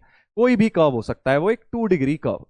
अब होमोजेनाइजेशन है क्या, सबको 2 डिग्री बनाना है सर, कैसे बनाएंगे, देखो कैसे बनाते हैं। इन तीनों टर्म्स को तो टच करते ही नहीं, क्योंकि ये पहले से ही 2 डिग्री है, राइट। x² की 2 डिग्री, y² की, xy की, ये दोनों 1 डिग्री टर्म है, क्योंकि x और y की लीनियर टर्म्स है। और ये कांस्टेंट कितनी डिग्री टर्म है, 0 डिग्री टर्म है बेटा। तो आपने कैसे होमोजेनाइजेशन करनी है, आपने लाइन में से 1 की वैल्यू निकालनी है। लाइन में से 1 इस तरह से निकालो कि अपना x और y न्यूमरेटर में रहे, x और y न्यूमरेटर में रखते हुए लाइन में से 1 की वैल्यू निकाल के अब क्या करो, होमोजेनाइजेशन कर दो। कैसे कर दें सर, देखो बहुत इजी है, दिखा रहा हूं इधर कि आप लोग क्या करेंगे, ax² को टच नहीं करेंगे, 2 डिग्री है ही, होमोजीनियस बनाना है, वो ऑलरेडी होमोजीनियस है ये तीन। तो अब 2gx जो है 1 डिग्री है, 2gx जो है 1 डिग्री है, इसको 2 डिग्री बनाना है, होमोजीनियस बनाना है। तो आप क्या करेंगे, ये जो 1 लिखा है इसकी वैल्यू लाइन में से उठा के डाल दीजिए। ये जो लाइन में से 1 है 2gx के साथ चिपका दिया, ताकि अब देखो खोलोगे तो 2 डिग्री बन गया, ये 2 डिग्री बन गया, x × x 2 डिग्री बन गया, राइट। ऐसे ही 2fy, तो पहले समझ लो फिर अभी सब क्लियर हो जाएगा। 2fy भी 1 डिग्री है, उसमें भी y - mx/c' लिख दीजिए। और ये जो कांस्टेंट है +c, वो 0 डिग्री है, उसमें कोई डिग्री नहीं है, एक्स वाई की टर्म ही नहीं है। अब इसको सीधे डबल डिग्री बनाना है, तो 1 के होल स्क्वायर की वैल्यू डाल दो, 1 के होल स्क्वायर की वैल्यू डाल दीजिए। तो अब अगर आप थोड़ा सा ओरली सोचें, सब 2 डिग्री टर्म बन गई कि नहीं बन गई, ये तो पहले से तीनों थी सर। ये आपने x × y 2 degree, x × x 2 degree, y × y 2 degree, y × x 2 degree, इसका भी जब होल स्क्वायर खोलूंगा y² x² xy की टर्म सारी की सारी 2 डिग्री टर्म आ जाएंगी, यानी कि होमोजेनाइजेशन लग चुका है, होमोजेनाइजेशन हो गया, सारी की सारी 2 डिग्री में कन्वर्ट हो गई। अब कुछ लोग कहते हैं अरे सर ये क्या कर रहे हो आप, अजीब सी बात है, क्या करे जा रहे हो, 1 की वहां से निकाल के वहां डाल रहे हो, तो हो क्या रहा है, ये एक्चुअली मिल क्या रहा है, ये जो आपने कर दिया ज्योमेट्रिकली ये क्या रिप्रेजेंट कर रहा है यार, ये फिगर में क्या रिप्रेजेंट कर रहा है, एक्चुअली आउटकम आया क्या, ये क्या चीज है, वो भी बता देता हूं। देखो ये है क्या, ये एक sir homogeneous two degree equation है। आज आपने बताया था होमोजीनियस टू डिग्री इक्वेशन क्या रिप्रेजेंट करता है बेटा, हमेशा ही पेयर ऑफ लाइंस रिप्रेजेंट करता है। होमोजीनियस टू डिग्री इक्वेशन क्या रिप्रेजेंट करता है, हमेशा पेयर ऑफ लाइंस, और इस तरह की पेयर ऑफ लाइंस जो ओरिजिन पर मीट करती हैं, जो ओरिजिन पे मिलती हैं, ऐसी पेयर ऑफ लाइंस हमेशा रिप्रेजेंट करता है। एक बात तो पक्की है सर, क्योंकि आपने जो होमोजेनाइजेशन किया है उसमें सब कुछ 2 डिग्री बन गया, यानी ये पक्का जो भी आया, ये होमोजेनाइजेशन करके जो भी आया इतना लंबा चौड़ा सा, ये एक pair of lines intersecting at origin लिखी है। ये एक pair of lines intersecting at origin तो लिखी ही है, क्योंकि होमोजीनियस 2 डिग्री इक्वेशन रिप्रेजेंट ही वही करता है हमेशा। और दूसरी चीज, अब आपने किया क्या सर, आपने कर्व में लाइन की वैल्यू डाल दी, कर्व में लाइन के साथ सॉल्व कर दिया एक तरह से। तो मतलब ये जो चीज है ये कहां कहां से पास कर रही है, इंटरसेक्शन से भी पास कर रही है, इस कर्व के और इस लाइन के इंटरसेक्शन पॉइंट से भी पास कर रही है। मतलब क्या हो गया बेटा, अब देखो ये था कर्व और ये थी लाइन, राइट, ये वाली लाइन थी एल और ये था तुम्हारा कर्व सी। तो इनके जो इंटरसेक्शन पॉइंट्स आएंगे सर दो ही आएंगे, दो ही आएंगे, क्योंकि 2 डिग्री इक्वेशन बनेगी ना साइमल्टेनियसली सॉल्व करके, 2 डिग्री से ज्यादा तो टर्म आनी नहीं है, तो 3 रूट्स तो आ नहीं सकते, 2 ही रूट्स आएंगे, राइट। और अब इसको इन दोनों से भी पास करनी है अपनी, और ओरिजिन को भी ज्वाइन करती हुई लाइन। तो क्या मैं बोल सकता हूं कि homogenised equation is nothing but, ये जो लाइन OA और OB है इसकी पेयर ऑफ लाइंस आ गई बेटा, क्योंकि हमने देखा अभी होमोजीनियस 2 डिग्री क्या रिप्रेजेंट करता है, pair of line joining origin, line joining origin with what points, जो इनके कॉमन भी है, क्योंकि आपने लाइन में से वैल्यू उठा के उसमें डाली, मतलब इंटरसेक्शन से पास कर रहा है, इंटरसेक्शन से भी पास कर रहा है, ओरिजिन से भी पास करना है, मतलब OA और OB की कंबाइंड इक्वेशन मिल रही है। तो होमोजेनाइजेशन करके क्या मिला है, combined equation of POSL, pair of straight lines OA into OB, line joining origin to points common to the curve and line, उन दोनों की पेयर ऑफ स्ट्रेट लाइंस मिलती है हमेशा होमोजेनाइज करके। वेरी वेरी इंपॉर्टेंट, राइट, बहुत ज्यादा important है। तो कभी भी ओरिजिन से 2 लाइन लिखनी है तुम्हें, कोई भी 2 लाइन लिखनी है, तो होमोजेनाइजेशन वहां पर लगने के चांसेस बहुत ज्यादा हैं। अब देखो ये तो मैंने आपको 2 चीजें बता दी, होमोजेनाइजेशन करते कैसे हैं, ऐसे करते हैं, होमोजेनाइजेशन करके मिलता क्या है, पेयर ऑफ लाइंस मिलती है ये वाली OA OB की, राइट। अब इसको यूज करके देखते हैं जरा, कुछ क्वेश्चंस में यूज करके देखते हैं।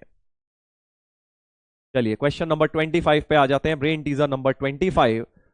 तो यही लिखा हुआ है ऊपर, जो पैसेज है उसमें होमोजेनाइजेशन का फंडा समझाया हुआ है, राइट। होमोजेनाइजेशन पे बेटा एडवांस में क्वेश्चन आ चुके हैं, मिक्स कर करके मैं बता रहा हूं तुम्हें, क्वेश्चन में कहीं लिखा नहीं होता होमोजेनाइजेशन लगना है, पैराबोला का सिंपल सवाल लगेगा अभी आगे जब करेंगे कोनिक्स, उसमें होमोजेनाइजेशन लग रहा होगा। तो ऐसे क्वेश्चन जेई दे चुका है एडवांस्ड में, तो ये मत सोचना, कुछ लोग सोच लेते हैं ये एडवांस के सिलेबस में नहीं है, ऐसा कुछ नहीं है, के एप्लीकेशन बिल्कुल आए हुए हैं और आ भी सकते हैं। और चलिए क्वेश्चन क्या है, intercept of the line this made by the curve this subtend right angle at origin, मतलब कि आपके पास ये तो सर्कल दिख रहा है सर, जो भी सर्कल है, चलो अभी सर्कल यूज नहीं कर रहा, वैसे तो सर्कल से भी सॉल्व हो जाएगा, मान लो अभी से कोई भी कर्व ले लिया, होमोजेनाइजेशन सीखा है उसी से करके दिखा देता हूं। ये जो सर्कल और ये जो लाइन है, ये जहां मिल रहे हैं, जहां मिल रहे हैं वो पोर्शन ओरिजिन पर 90 डिग्री सबटेंड कर रहा है, वो पोर्शन ओरिजिन पर 90 डिग्री सबटेंड कर रहा है। तो मेरे दिमाग में क्या प्रोसेस बन गया कि सर OA और OB की इक्वेशन लिख लो, OA और OB की तो अभी होमोजेनाइज करके लिख लूंगा ना, इस कर्व को मतलब इस सर्कल को होमोजेनाइज करूंगा, OA OB की इक्वेशन मिलेगी, और क्योंकि थीटा 90 दिया है, angle between pair of lines 90 की कंडीशन लगा दूंगा, angle between pair of line 90 की कंडीशन है A + B 0, आज पढ़ी थी ना हमने, coefficient of x square plus coefficient of y square 0 रख दूंगा अपनी पेयर ऑफ लाइंस में। तो प्रोसेस समझ आ गया भाई, प्रोसेस ये है कि हम इसको होमोजेनाइज करेंगे, इस कर्व को, सर्कल को करेंगे x square plus y square को तो छेड़ेंगे ही नहीं, 2 डिग्री टर्म्स है। अब कुछ लोग कहते हैं सर A स्क्वायर भी तो 2 डिग्री टर्म है, नहीं भाई, डिग्री देखी जाती है x और y के रिस्पेक्ट में, A स्क्वायर कांस्टेंट है वो तो, राइट, तो ये तो 0 डिग्री टर्म है, A स्क्वायर क्या है 0 डिग्री टर्म, तो लाइन में से 1 की वैल्यू तो ऑलरेडी दी है, क्योंकि 0 डिग्री है 0 डिग्री वाली को सीधे 1 के स्क्वायर से मल्टीप्लाई करिए, ये आपके पास OA इंटू OB की इक्वेशन बन गई है बेटा, पेयर ऑफ लाइंस। कितनी इजीली होमोजेनाइज हो गया देखो, राइट। अब क्योंकि 90 डिग्री है तो coefficient of X square plus coefficient of Y square को 0 रखना होगा। आई होप आपने ये बात पढ़ी है। एक्स स्क्वायर का कोफिशिएंट है 1, यहां से भी आएगा कुछ sir minus A square L square, Y square का है 1 और यहां से आएगा minus A square M square equal to 0। We have 2 equal to A square common, L square plus M square. L square plus M square की value 2 by A square हो गई बेटा, 2 by A square. A option हो जाना चाहिए, A option बिल्कुल ठीक आया है भाई। ऐसे होमोजेनाइज करते हैं। सर हमें कैसे पता लगेगा कि होमोजेनाइजेशन लगाना होता है क्वेश्चन के अंदर? सिंपल सी बात बोल रहा हूं, जब भी ये बोला जाए, ये स्टेटमेंट तुम्हें दिख जाए, subtending right angle at origin, कहीं पर भी इतना पार्ट तुम्हें लिखा दिख गया किसी भी चैप्टर में बेटा, पैराबोला, इलिप्स, हाइपरबोला, सर्कल, कहीं पर भी subtending right angle at origin, origin पर 90 डिग्री सबटेंड कर रहा है, अगर ऐसा लिखा दिख गया तो समझ जाना वहां होमोजेनाइजेशन से 200% क्वेश्चन सॉल्व हो जाएगा। सर क्या होमोजेनाइजेशन के अलावा और भी मेथड होता है हमेशा? नहीं बेटा, इस सर्कल के क्वेश्चन में दूसरा एक मेथड है, क्योंकि जो ओरिजिन है एक्चुअली वो इसका सेंटर भी बन रहा है, इसलिए बच गए तुम। इसलिए एक दूसरा मेथड भी हो सकता है, बट जब पैराबोला, इलिप्स आएंगे तो बेटा होमोजेनाइजेशन ही लगाना पड़ेगा। इसलिए बोल रहा हूं होमोजेनाइजेशन सीख लो, बहुत काम की चीज है, बहुत जगह काम आएगा कोऑर्डिनेट ज्योमेट्री में। चलिए आई होप ये बात क्लियर हो गई है इस पैराग्राफ का फर्स्ट क्वेश्चन। दूसरे पर आते हैं बेटा, इसी पैराग्राफ का सेकंड क्वेश्चन। लाइन दी है y equal to mx plus C, curve इस बार देखो पैराबोला दिया है, subtends right angle at origin, देख रहे हो ना, मैंने बोला ना अभी subtend right angle at origin लिख दें, समझ जाओ वहां पे क्या लगेगा सर, होमोजेनाइजेशन लगेगा।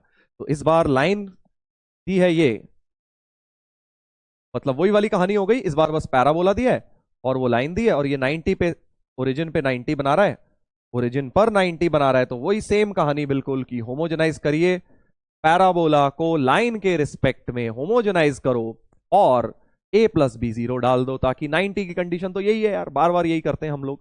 तो जल्दी से करते हैं, पॉज करके करो बेटा। अभी थोड़ा आगे क्वेश्चन और अटेंड कुछ डाला हुआ है इन्होंने, तो देखते हैं। वाई स्क्वायर माइनस 4ax, इसको होमोजेनाइज करना है। वाई स्क्वायर तो सर 2 डिग्री टर्म है, इसको तो कुछ छेड़ो मत। 4ax 1 डिग्री है, लाइन में से 1 की वैल्यू इस तरह से निकालेंगे कि x और y न्यूमरेटर में ही रहे, कांस्टेंट नीचे आए। y minus M X upon C करके लाइन में से 1 की वैल्यू निकल गई। और अब coefficient of X square plus coefficient of Y square को उठा के 0 कर दीजिए सर। वाई स्क्वायर का तो 1 हो रहा है, एक्स स्क्वायर का ये और ये मल्टीप्लाई करके आएगा, तो प्लस 4am बाय सी, सिर्फ कोफिशिएंट लेना है, इक्वल टू 0 कर दिया, राइट। देखो बहुत इजी है, अगर एक बार होमोजेनाइजेशन समझ गए ना, क्वेश्चन बड़ी आसानी से होंगे। तो यहां से क्या आ गया सर, एलसीएम ले तो c plus 4am equal to 0 बन गया सर, ये कंडीशन आ गई, c प्लस 4am 0 हो गया। बट अब तुम्हें कह रहे हैं कि ये लाइन एक फिक्स्ड पॉइंट से पास करती है, फिक्स्ड पॉइंट से तो फैमिली पास करती है सर, आज किया था ना ऐसा क्वेश्चन की, ये कंडीशन है, ये लाइन है, ऐसा कौन सा पॉइंट डालें ये कंडीशन बन जाए। सोचो अगर आप x और y की जगह ऐसी क्या वैल्यू डालो कि ये बन जाए, सोचो x की जगह सर m के साथ, c के साथ तो देखो c है, m के साथ चाहिए 4a, तो x की जगह डाल दो 4a और y की जगह डाल दो 0। तो 4a, 0 इस लाइन को जब अगर हम इसमें 4a, 0 डालेंगे तो ये कंडीशन आ जाएगी, यानी हमेशा ट्रू हो जाएगा, क्योंकि ये कंडीशन तो ट्रू है। यानी उल्टा सोच रहा हूं कि ऐसा कौन सा पॉइंट है जो हमेशा इसको सेटिस्फाई कर जाए, 4a, 0 ऐसा पॉइंट है जिसकी वजह से ये कंडीशन आ जाएगी। Hence 4a, 0 is the point जिससे ये लाइन हमेशा पास करेगी, D option. Family of lines आज किया था ना हमने, डी देख लेते हैं भाई पहले, सही है आंसर डी।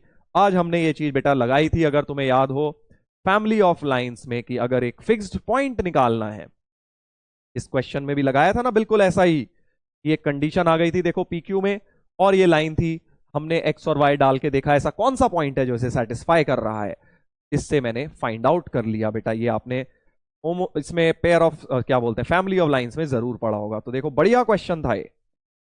इसमें क्या हुआ, parabola, pair of lines, homogenization, family of lines, सब कुछ मिक्स हो गया। बहुत जबरदस्त question.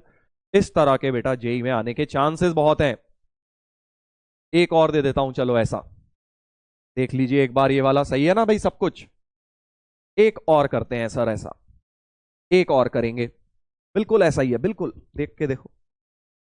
All chords of the curve this. अब ये कर्व क्या है सर, क्या ये पैराबोला, एलिप्स, हाइपरबोला, कुछ भी हो, तुम्हें क्या लेना देना, तुम तो बस कर्व लेके चल लो, कोई फर्क नहीं पड़ता। कोई भी ऐसा टेढ़ा मेढ़ा बना दिया हमने, which subtend right angle at origin. हमारी स्टेटमेंट हमें मिल गया जिससे हमें बड़ा प्यार है, जिसको देखते ही होमोजेनाइजेशन दिल में हमारे आता है कि भाई होमोजेनाइजेशन लगा दें। पासेस थ्रू फिक्स्ड पॉइंट, ऐसे ढूंढा करो क्वेश्चन में शब्द। राइट एंगल एट ओरिजिन मतलब homogenization, passes through fixed point मतलब फैमिली ऑफ लाइंस। बस दो चीजें लग के फिर से क्वेश्चन होगा। सर बट इस बार लाइन तो दी नहीं, इस बार लाइन तो दी ही नहीं। कोई बात नहीं भाई, तुम y equal to M X plus C ले लो, तुम्हें क्या जा रहा है लेने में, तुम लाइन को y equal to M X plus C ले लो। कर्व तो दिया ही हुआ है, होमोजेनाइज करते हैं जरा। ये तो सर टच मत करो, इसको भी मत करो, ये दोनों तो पहले ही 2 डिग्री हैं। ये 2x के साथ y minus M X upon C, इसको 1 डिग्री और बढ़ा दो। 4y के साथ भी सर 1 डिग्री ऑलरेडी है, y minus M X upon C करके इसको भी, इसका भी उद्धार करिए। ये भी 2 डिग्री बना दिया आपने, सब कुछ होमोजीनियस बना दिया। होमोजीनियस मतलब होमोजीनियस, सेम डिग्री, 2 डिग्री बन गई, होमोजीनियस विद डिग्री 2। अब क्योंकि फिर से सर 90 डिग्री बना रहे हैं ये ओरिजिन पे, सर ओरिजिन कहां होगा, जहां मर्जी हो तो कहीं भी बना लो यार। वैसे तो इस कर्व के ऊपर ही दिख रहा है, तो थोड़ी ढंग से बनाना है तो लो ढंग से बना देते हैं। ये रहा कर्व के ऊपर ओरिजिन, फर्क नहीं पड़ता कुछ। 90 बनाने की कंडीशन बस यूज करनी है, a प्लस बी 0। जल्दी से लिखता हूं, देखो 3x स्क्वायर का कोफिशिएंट एक 3 आया, और एक आया प्लस 2m बाय सी, प्लस 2m बाय सी, और एक y स्क्वायर का आया -1, और एक आया प्लस 4 बाय सी। तो यहां से इसको इक्वल टू 0 रखा, तो 2 plus 2m plus 4 by C equal to 0। LCM लीजिए जरा, 2c plus 2m plus 4 equal to 0। 2 भी काट दो बेटा, तो c plus m plus 2 equal to 0। Condition मिल गई, फिर से एक कंडीशन मिल गई, c plus m plus 2 equal to 0। तो अब हमें ये सोचना है, अब ये वाली लाइन, तुम ये लाल वाली लाइन को फैमिली की तरह लिखना चाह रहे हो, ऐसे ही तो सोचो, क्योंकि लाल लाइन किस फिक्स्ड पॉइंट से पास कर रही है ये पता लगाना है। मतलब ये लाल लाइन फैमिली की तरह लिखेंगे सर, फैमिली की तरह तो है ही वो, y equal to M X plus C, कोई एक वेरिएबल लाइन है ये। अब ऐसा कौन सा पॉइंट डालें इसमें कि ये कंडीशन बन जाए सर, क्या पॉइंट डाला जाए एक्स और वाई की जगह कि ये कंडीशन बन जाए। तो सर एक तो एक्स तो 1 ही डालूंगा, ताकि सी प्लस एम, और सी प्लस एम -2 यानी वाई को -2। तो 1 -2 इज द पॉइंट जो इसको हमेशा सेटिस्फाई कर रहा है। मतलब ये जो लाइन है y equal to M X plus C, इसमें 1 -2 डालूंगा तो ऐसी ऐसी कंडीशन आ जाएगी जो ट्रू है, यानी 1 -2 से हमेशा पास कर जाएगी। फैमिली का उल्टा लगा रहे हैं हम, तो 1 -2 बी ऑप्शन होना चाहिए बेटा, जिससे ये लाइन हमेशा पास करेगी। बी ऑप्शन बिल्कुल ठीक आ गया। चलिए तो अब अगले ब्रेन टीजर पर आते हैं बेटा। ये वाला हो गया हमारा होमोजेनाइजेशन का पैकेज। अब ब्रेन टीजर नंबर 28 पे आएंगे। देखिए इस पर क्या है। सबसे पहले तो इसकी फिगर बनाएंगे। Let a point A B 1, 1 and the equation B C is, अगर आप ध्यान से देखें line L1 plus lambda L2 form में, मतलब फैमिली ऑफ लाइंस की तरह L1 plus lambda L2 equal to 0 form में दी हुई है। यानी एक फैमिली ऑफ लाइंस है जो एक फिक्स पॉइंट से पास कर रही है। वो पॉइंट भी तुम निकाल सकते हो, x plus Y -1 equal to 0 and 2x minus Y plus 4 बराबर 0 का पॉइंट ऑफ इंटरसेक्शन इनफैक्ट मिल ही गया। अगर ऐड कर दूं तो x हो गया -1, दोनों इक्वेशंस को ऐड किया, राइट। x -1 डाल देंगे तो y आ जाएगा 2, राइट। -1, 2। तो एक तरह से एक बात समझ आ गई कि जो लाइन BC है वो इस पॉइंट से हमेशा पास कर रही है। Area of triangle ABC is maximum given A B equal to A C, तो अब देखो क्या दिया है कि एक ट्राइंगल है इस तरह से जिसका ए पॉइंट है 1,1 और बी सी लाइन एक लाइन है जो -1,2 से हमेशा पास कर रही है और इस तरह से प्लेस्ड है कि ए बी बराबर ए सी है, यानी ये दोनों लेंथ तो बराबर हैं, बी सी की लेंथ 2 है और एरिया ऑफ ट्राइंगल बेटा मैक्सिमम है। तो देख अब एक बड़ी मजेदार बात दिख गई कि यार अगर एरिया मैक्सिमम है, बेस तो फिक्स्ड है, पहले भी हुआ था, हाफ बेस 2 है, हाइट h है, और ये अगर एरिया है तो अगर आप देखेंगे तो एरिया एक तरह से h ही हो गया, यानी अगर a मैक्स है यानी इसका मतलब है कि एच भी मैक्स होनी चाहिए। जितनी ज्यादा हाइट होगी उतना बढ़िया रहेगा हमारे लिए। अब तो समझ गया बेटा इस हिंट के साथ कि अगर मुझे अब ऐसी लाइन चाहिए, बेसिकली ये तो वेरिएबल लाइन है ना बीसी, जो इस पॉइंट से पास कर रही है वेरिएबल लाइन है, तो वो बट ऐसी होनी चाहिए जिसका डिस्टेंस फ्रॉम 1,1 मैक्सिमम होना चाहिए। अब ये तुमने कॉन्सेप्ट जरूर क्लास में किया होगा, नहीं किया है तो देख लीजिए कि अगर एक वेरिएबल लाइन है, बहुत सारी हजारों लाखों लाइनें बना दी यहां से जो कि किसी एक फिक्स्ड पॉइंट से पास कर रही हैं, -1,2 से, -1,2 से हजारों लाखों लाइनें पास करनी है, तो हमें ऐसी लाइन चाहिए जो 1,1 से जिसकी डिस्टेंस मैक्स हो। ये 1,1 से मैक्स डिस्टेंस पे होना चाहिए ना हाइट, क्योंकि ये है राइट। तो अगर आप चाहते हैं 1,1 से मैक्स दूरी वाली लाइन चाहिए आपको, तो वो वही वाली होगी लाइन जो बेसिकली इन दोनों से परपेंडिकुलर वाली लाइन होगी। क्यों सर, समझ गया क्वेश्चन क्या है? तो ये ए है और एक तरह से पॉइंट पी है, तो पी पॉइंट से हजारों लाखों लाइंस पास कर रही हैं क्योंकि फैमिली ऑफ लाइंस है, तो हमें वो वाली लाइन चाहिए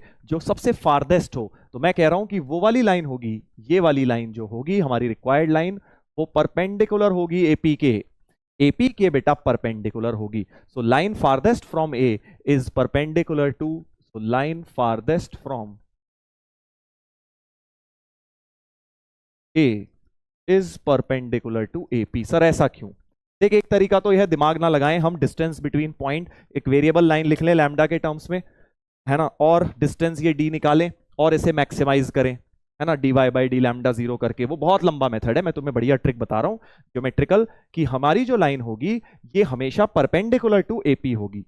मतलब ये है कि ये वाली लाइन जो हाइट मैक्सिमम आएगी, एक तरह से पी पॉइंट यहीं पर होगा कहीं, एपी के परपेंडिकुलर वाली जो लाइन होगी वही लाइन बीसी होगी। अब ऐसा क्यों? तो देख बहुत ऑब्वियस है। कैसे? ज्योमेट्री से अगर आप ध्यान से देखो, मैं क्या कर रहा हूं, दो लाइंस ड्रॉ, मान लो आप कह रहे हो ये वाली लाइन नहीं है, कोई कह रहा है नहीं सर थोड़ी टिल्ट करके ये वाली लाइन है, तो अब अगर तुम ये वाली लाइन कह रहे हो तो इसका परपेंडिकुलर डिस्टेंस तो ये हो गया, ठीक है। इसको कुछ मैं ए बी बी तो पहले से था, ए क्यू मान लेता हूं, ए क्यू मान लेता हूं। क्लियरली ए क्यू जो होगा वो लेस देन एपी होगा। क्यों? क्योंकि इस ट्राइंगल को देखोगे एपी क्यू में, तो एपी तो हाइपोटेन्यूस है, यानी एपी जो है ज्यादा बड़ा होगा। जरा सी लाइन ट्विस्ट करी इधर तो ए क्यू डिस्टेंस छोटा बन जाएगा। ऐसे ही तुम कहोगे नहीं मैंने इस साइड ट्विस्ट करी तो यहां से डिस्टेंस मेजर होने लग जाएगा, ये ए क्यू डैश हो जाएगा परपेंडिकुलर डिस्टेंस, और ए क्यू डैश भी तुम्हारा एपी से कम होगा। बट हमें तो मैक्स चाहिए डिस्टेंस, तो जरा सी भी ट्विस्ट करने पे क्या हो रहा है, परपेंडिकुलर डिस्टेंस कम हो जा रहा है इस वाली लाइन से। तो देयरफॉर ज्योमेट्रिकली स्पीकिंग कि जो लाइन फारदेस्ट होगी बेटा, हमारी लाइन 1,1 किसी भी पॉइंट से फारदेस्ट लाइन वो होती है जो परपेंडिकुलर। तो बिल्कुल याद कर लो, अगर एक फैमिली ऑफ लाइंस बनी है, हजारों लाखों लाइंस बन रही है, मान लो किसी एक पॉइंट x1 y1 से, तो अगर और एक पॉइंट दिया है x2 y2, तो इस पॉइंट से फारदेस्ट वाली लाइन वो होगी, फारदेस्ट वाली लाइन वो होगी जो एक तरह से इसके परपेंडिकुलर बन रही है। In line joining this and this के जो परपेंडिकुलर बनेगी, ये वाली लाइन फारदेस्ट होगी। This is going to be our always answer, ठीक है। ऑब्जेक्टिव में बड़ा प्यारा क्वेश्चन इस पे बन सकता है, जैसे कि यहां बन गया है। तो ये एक तरह से थ्योरी का पार्ट है जो मैंने आपको एक क्विक समरी में बता दिया है। Line farthest from A is perpendicular to AP in this particular case family of lines. चलिए तो बस अब तो क्वेश्चन आगे कर सकते हो। पी के कोऑर्डिनेट्स ऑलरेडी आ गए थे, -1,2 -1,2 से ये लाइन हमेशा पास कर रही है। और अब मजेदार बात क्या है, देखो क्योंकि ये आइसोसेलेस था ट्राइंगल और ये राइट एंगल हो गया, यानी ये डिस्टेंस जो तुमने 2 लिखा है बेसिकली ये दोनों 1 1 हो जाएंगे, क्योंकि ये मिड पॉइंट भी हो जाएगा बाय कॉन्ग्रुएंसी बेटा। -1,2 तो ये डिस्टेंस भी 1 हो गया, ये डिस्टेंस भी 1 हो गया। अब हमें करना क्या है, देख h डिस्टेंस भी मिल जाएगा, h तो मिल जाएगा मैक्स के लिए, h जो आएगा 2 स्क्वायर + 1 स्क्वायर का रूट, यानी कि √5 हो गया h। हमें निकालना क्या है, slope of A B and A C. तो अब इस लाइन की स्लोप को सपोज m मान लेता हूं, एक की स्लोप ले लेता हूं। राइट। एक की स्लोप m मान लेता हूं और एंगल बिटवीन लाइंस का फंडा लगा सकता हूं, क्योंकि अगर मैंने ये एंगल थीटा मान लिया बेटा, तो देखिए साइन टैन थीटा हो जाएगा, tan theta perpendicular upon base, तो BP upon H, BP upon H, BP तो 1 है, एच तुम्हारा √5 है, तो टैन थीटा 1/√5 हो गया, टैन थीटा बेटा 1/√5 हो गया। और अब हमें क्या करना है, इसकी स्लोप m मान ली, इसलिए स्लोप निकाल लेता हूं, एंगल बिटवीन लाइंस लगा दूंगा, slope of AP, slope of AP हो जाएगा 2 - 1 अपॉन -1 यानी कि -½ तो इस लाइन की स्लोप -½ हो गई, और इस लाइन की m मान लेता हूं, एंगल बिटवीन लाइंस का फॉर्मूला लगा देता हूं। आई होप समझ गए हो कि tan theta is equal to m1 - m2 upon 1 + m1 m2 का मॉड, तो tan थीटा बन गया 2m + 1 अपॉन 2 - m का मॉड, करेक्ट। tan थीटा तुमने निकाला ही हुआ है 1/√5, 1/√5 ये रख देता हूं, tan थीटा 1/√5 यहां पे रख देता हूं। और बेटा अब जल्दी से मॉड हटा देता हूं, प्लस माइनस दो इक्वेशंस बन जाएंगी और दोनों स्लोप्स मिल जाएंगी, क्योंकि दूसरी लाइन भी इस तरह से, एक इधर थीटा बना रही होगी, एक इस साइड थीटा बना रही होगी, तो दोनों स्लोप ए बी और ए सी की आ जाएंगी। कर लीजिए जल्दी से सॉल्व। चलिए मैं यहां कर देता हूं, एक बार स्लोप को बेटा पॉजिटिव से खोल देता हूं मॉड को, तो 2m√5 plus √5 equal to 2 - m, तो यहां से आ गया m इंटू 2√5 + 1 इज 2 - √5, तो m की वैल्यू हो गई 2 - √5 अपॉन 2√5 + 1।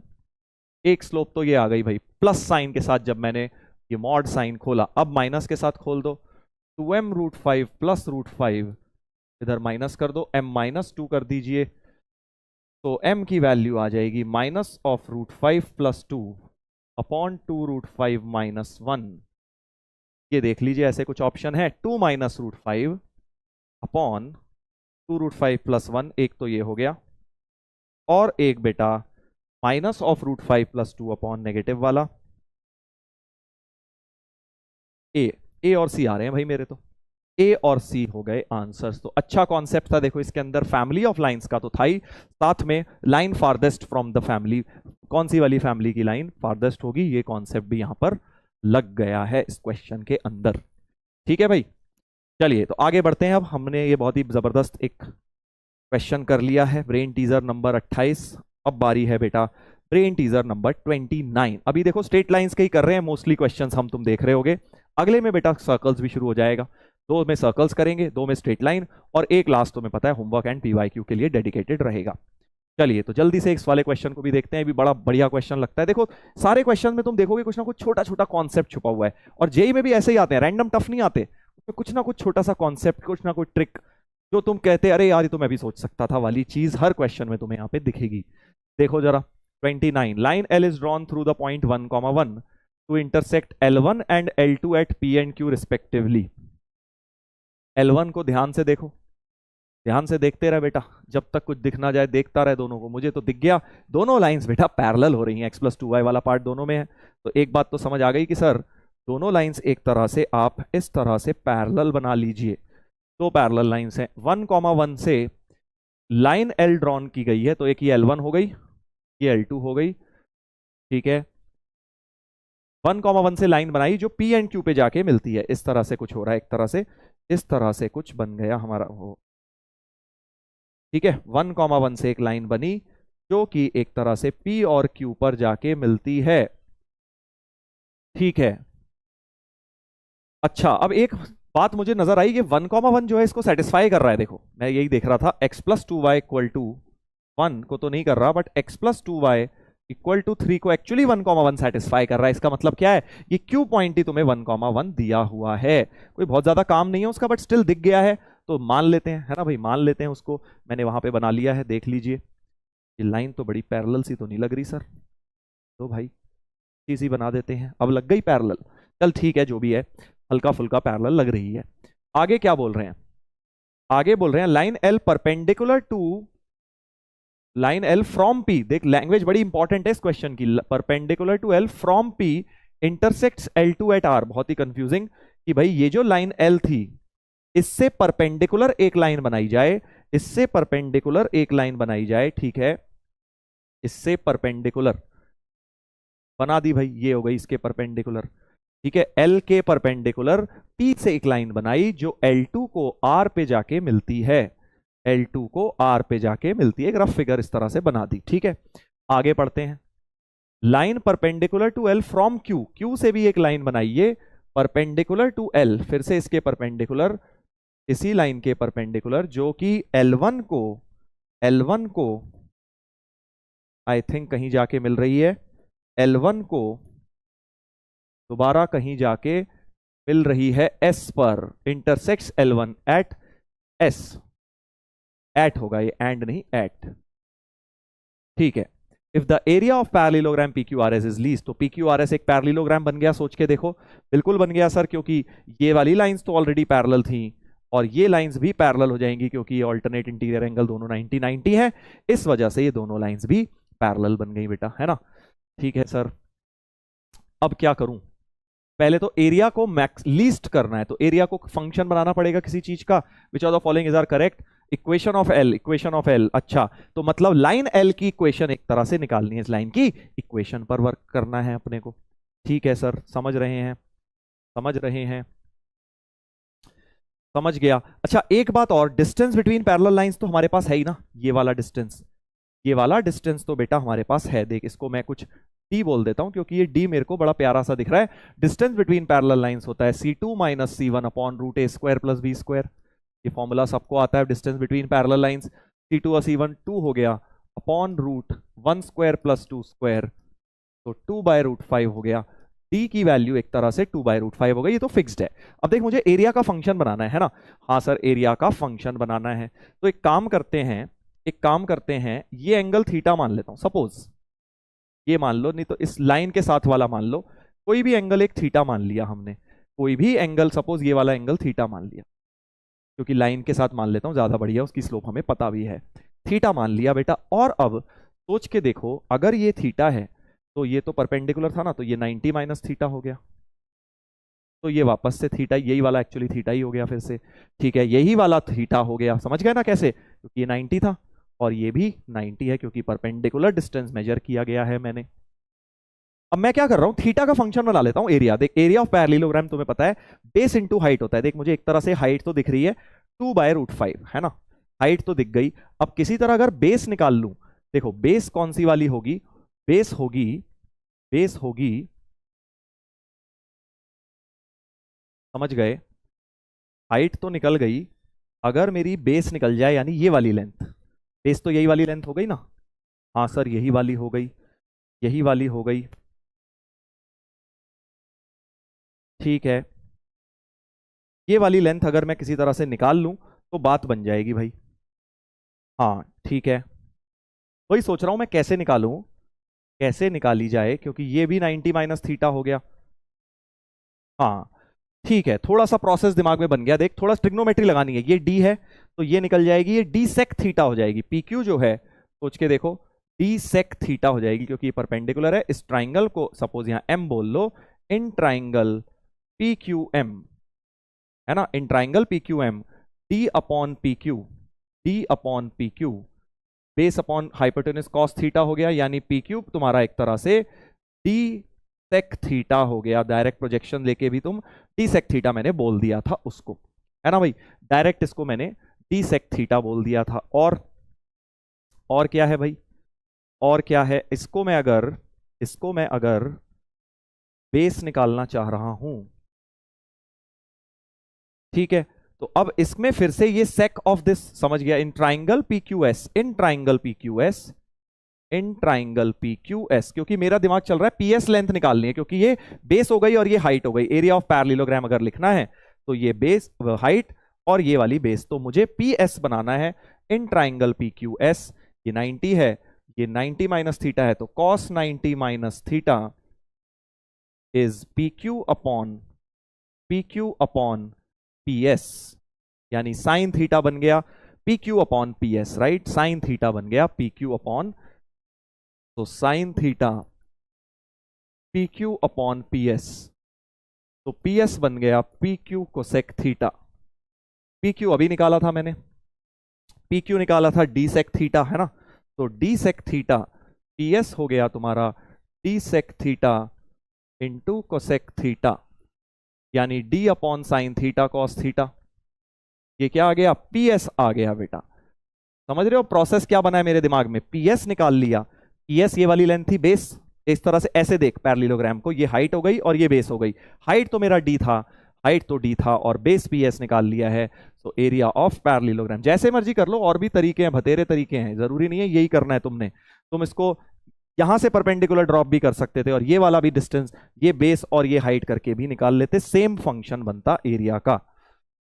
तो एरिया बन जाएगा बेस इंटू हाइट से, बेस आया D upon sine theta cos theta और हाइट तो डी थी, तो D square upon sine 2 theta में ले जाता हूं 2d square upon sine 2 theta. ये area as a function of theta बन गया। डी तो फिक्स्ड है, देखो डी तो फिक्स था, distance between parallel line D square 4/5 था, तो एक तरह से 2 इंटू 4/5 साइन 2 थीटा हो गया, तो यानी 8/5 साइन 2 थीटा। तो ए मैक्स के लिए, सॉरी ए मिनिमम के लिए डिनोमिनेटर को मैक्स कर देता हूं 1, तो ए मिनिमम 8/5 हो गया जब डिनोमिनेटर मैक्सिमम होगा बेटा। तो ए minimum, minimum area 8/5, least area of this is 8/5, एक तो बन गया है ना। अब स्ट्रेट लाइंस का कॉन्सेप्ट और लगेगा, देखो यहां पे, क्योंकि अब तुम्हें बस ये देखना है लाइन एल की इक्वेशन के लिए मिनिमा के लिए बेसिकली साइन 2 थीटा 1 रखा होगा, तो for minima sine 2 theta is 1, यानी एक तरह से थीटा को 45 डिग्री π/4 रखा होगा तुमने। और अब तुम एंगल बिटवीन लाइंस की मदद से इस लाइन की स्लोप निकाल लो, एल लाइन की, समझ गए कि लाइन एल की स्लोप, देखो ये वाला एंगल थीटा था, L2 की स्लोप तो है, इधर देखो ये वाली फिगर, ये वाला जो पार्ट है इस लाइन की स्लोप है, हाँ सर इसकी मैं स्लोप कुछ L मान लेता हूं, इस लाइन की स्लोप कुछ L मान लेता हूं, ये तो L है ना, लाइन की स्लोप कुछ मान लेता हूं, और ये थीटा 45, तो ये भी थीटा 45 हो गया, ये भी 45, यानी इनके बीच में एक तरह से एंगल बिटवीन लाइंस का फॉर्मूले को इस्तेमाल कर देता हूं यहां पे। समझे क्या कह रहा हूं, कि हमारी जो लाइन L2 के साथ जो है 45 डिग्री बनाएगी।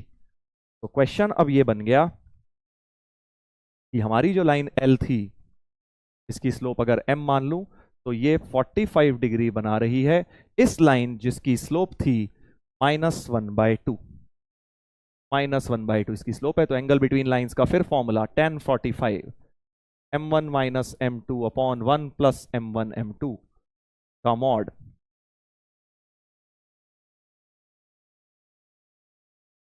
एक बार प्लस ले लीजिए, एक बार माइनस ले लीजिए, और फिर प्रॉब्लम हो जाएगा सॉल्व। तो 2m + 1 = 2 - m, तो m की वैल्यू हो गई 1/3, और एक बार माइनस ले लिया, तो 2m + 1 इज m - 2, तो m की वैल्यू -3 आ जाएगी। स्लोप्स आ गई, पॉइंट ऑलरेडी पता था, 1,1 से लाइन ड्रॉ होनी थी, 1,1 से लाइन ड्रॉ होनी थी ना ये वाली, इसकी स्लोप आ गई, ये पॉइंट पता है। तो देख लेते हैं कौन कौन सा ऑप्शन बन सकता है। 1,1 सेटिस्फाई कर रहा है, यहां से स्लोप आ गई -3, तो स्लोप -3 वाली लाइन एक तो ये बन गई भाई। Equation of line L can be, यहां से स्लोप 1/3 आ रही है, स्लोप हमारी 1/3 भी आई थी, और पॉइंट हमारा 1,1 से भी सेटिस्फाई कर रहा है। तो ए बी सी ऑप्शंस होगा। Equation of L can be 3y - x = 4, यहां से तो स्लोप 1/3 हो गई, बट 1,1 ही सेटिस्फाई नहीं कर रहा है, ए बी सी होने चाहिए। A B C correct answers आ गए, कितनी खुशी मिलती है देखो भाई, मल्टीपल करेक्ट सही हो जाए तो मजा आ जाता है ना। सर आपको तो पहले से ही पता था, मुझे नहीं पता था यार क्या क्या आंसर आएगा, मैंने तुम्हारे सामने किया है। हाँ मतलब हल्का फुल्का मुझे आइडिया था क्वेश्चन होता कैसे, बट एग्जैक्ट आंसर थोड़ी याद थे यार। हाँ अच्छा क्वेश्चन, अगेन इसमें आप देख सकते हैं एरिया ऑफ पैरेललोग्राम लग गया, मैक्सिमम मिनिमा थोड़ा सा हल्का फुल्का सा लग गया, मैक्सिमाइज मिनिमाइज करना था एरिया को, और लास्ट में एंगल बिटवीन लाइंस का कॉन्सेप्ट लग गया बेटा।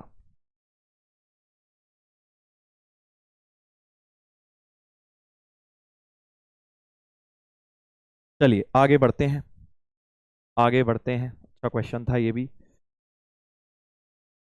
अब ये वाला एक देख लेते हैं। ये वाला तो वैसे बहुत आसान क्वेश्चन है यार, इसमें कुछ खास है नहीं मेरे हिसाब से, तो ये तुम्हें खुद से कर लेना चाहिए। ABCDs are rectangle inscribed in a circle whose one diameter is along the line y equal to X. Circle का डायमीटर है भाई y equal to X, diagonal नहीं है। कई लोग कंफ्यूज हो जाते हैं रेक्टेंगल का डायगनल और सर्कल के डायमीटर से, गड़बड़ मत करना।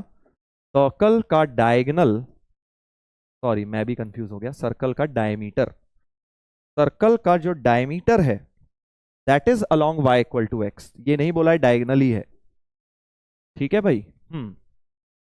Inscribed in circle with one diameter if coordinates of A and B are, A and B. Sir हमें कैसे पता इनमें से नहीं है, क्योंकि y इक्वल टू एक्स को ए बी सेटिस्फाई नहीं कर रहे हैं, इसलिए डायगनल और डायमीटर इस बार जो दिया है वो सेम नहीं दिया हुआ है, राइट, क्योंकि y इक्वल टू एक्स ना इसको कर रहा है ना इसको सेटिस्फाई कर रहा है। Then which of the following is are correct. करो यार, ये तो बहुत ईजी क्वेश्चन है, मतलब very easy, very very easy. Coordinates of point D are, ABCD rectangle था जी सर, रेक्टेंगल है, okay. Which of the following is coordinates of D, coordinates of D, coordinates of C, C और D के coordinates पूछे गए हैं। तो यार ये तो किया जा सकता है, ये तो किया जा सकता है, क्या करें भाई। सबसे पहले तो मुझे एक बात नजर आ रही है कि क्यों ना हम मान लें क्या। देखो यार, इसकी स्लोप तो दिखी गई, इस लाइन की स्लोप तो देखो दिख रही है ना, बड़ा इजी हो गया एक्चुअली ये। इस लाइन की स्लोप तुम्हें क्या दिख रही है, slope of A B, slope of A B 3 minus 2 upon 4 minus 0 यानी 1/4, यानी कि इस लाइन की स्लोप -4 हो गई। यानी स्लोप एक तरह से इक्वेशन ऑफ एडी या इक्वेशन ऑफ बीसी लिख सकते हो। इक्वेशन ऑफ एडी बन जाएगी y -2 equal to -4 into X minus 0, तो y plus 4x equal to 2। ये किसकी इक्वेशन बन गई, एडी की इक्वेशन बन गई। ठीक है भाई, अब क्या करोगे, डी के कोऑर्डिनेट्स कुछ लेट कर लो, लेट डी बी, क्योंकि डी के कोऑर्डिनेट इसे सेटिस्फाई करेंगे। अगर एक्स ए माना है तो 2 माइनस 4a हो जाएगा यहां से, है ना भाई, एक्स को ए डाला तो 2 माइनस 4a वाई कोऑर्डिनेट, तो इसके कोऑर्डिनेट्स डी के ये मान लिए। और बीडी का मिड पॉइंट, बीडी का मिड पॉइंट तो वाई इक्वल टू एक्स पर लाया करेगा, तो mid point of BD center ही होगा, यानी मिड पॉइंट ऑफ बीडी हो गया a plus 4/2 comma this plus this 5 minus 4a/2, और ये इस पे सेटिस्फाई करेगा, यानी इसका y और x बराबर होगा एक तरह से, मतलब a प्लस 4 बराबर 5 माइनस 4a, a प्लस 4 बराबर 5 माइनस 4a, तो 5a बराबर 1, a की वैल्यू 1/5 हो गई, 1/5, ठीक है। तो यानी a को 1/5 डाल दीजिए, तो d के कोऑर्डिनेट्स हो गए 1/5, 1/5 कॉमा कहाँ गया, कहाँ गया, हाँ 2 माइनस 4a, तो 2 माइनस 4/5 6/5, 1/5 6/5, डी के कोऑर्डिनेट्स हो गए, ए ऑप्शन करेक्ट हो गया, 1/5 6/5 हो गया। और सिमिलरली अब सी के पूछे हैं तो फिर से वही यार, अब पूरा करने की जरूरत नहीं है, सीधे अगर इसके अल्फा बीटा माने हैं तो alpha plus 0, mid point same कर दो ना, alpha plus 0 should be equal to a plus 4/2, तो काट ही दिया मैंने, समझ गए। Alpha plus 0/2 equal to 4 plus जो भी है 4 प्लस 1/5, a की वैल्यू 1/5 आई थी वो रख दो, 4 प्लस 1/5/2 तो कट गया, तो अल्फा हो गया 21/5, 21/5 वाला देख लेना, अब शायद सी ही सही हो रहा होगा। समझ गए, इजी क्वेश्चन था यार, ये तो बड़ा आसान था, देखो बेसिक फंडामेंटल। ऐसे भी अब ये नहीं कि ये तो सर बेकार है नहीं आएगा, ऐसे भी आ जाते हैं बेटा, कुछ नहीं पता, देख जेई में इजी वाले कैटेगरी में अगर आ गया स्ट्रेट लाइंस का तो ऐसा भी आ सकता है। चलो अब एक इस तरह का होमवर्क में करना तुम लोग, एक ये वाला बेटा होमवर्क में करिएगा, 31 बढ़िया क्वेश्चन है, देखो फिगर विगर दे रखी है, इंसेक्ट की बात की गई है, जान के मैं दे रहा हूं ताकि तुम थोड़ा दिमाग लगाओ इसमें। देखो दिमाग वाले क्वेश्चन में साथ साथ करा देते हैं ना, तो होता क्या है, कई लोग ट्राई नहीं मारते। अब मैं इसे होमवर्क में दे दूंगा ना, तो ना चाहते हुए भी जो लोग हमारे साथ आलसी लोग हैं उन्हें भी ट्राई करना ही पड़ेगा, फिर अगली क्लास तक जब डिस्कशन होगा तब तक तुम शायद थोड़ा इसमें दिमाग लगाओ, अभी बता दूंगा तो देख लोगे सोल्यूशन, ट्राई करिएगा, और लास्ट लेक्चर में नहीं तो डिस्कशन इसका होगा। का प्रॉब्लम है, लास्ट ईयर भी मैंने ये कराया था, ये वाला वरुण एडवांस्ड में।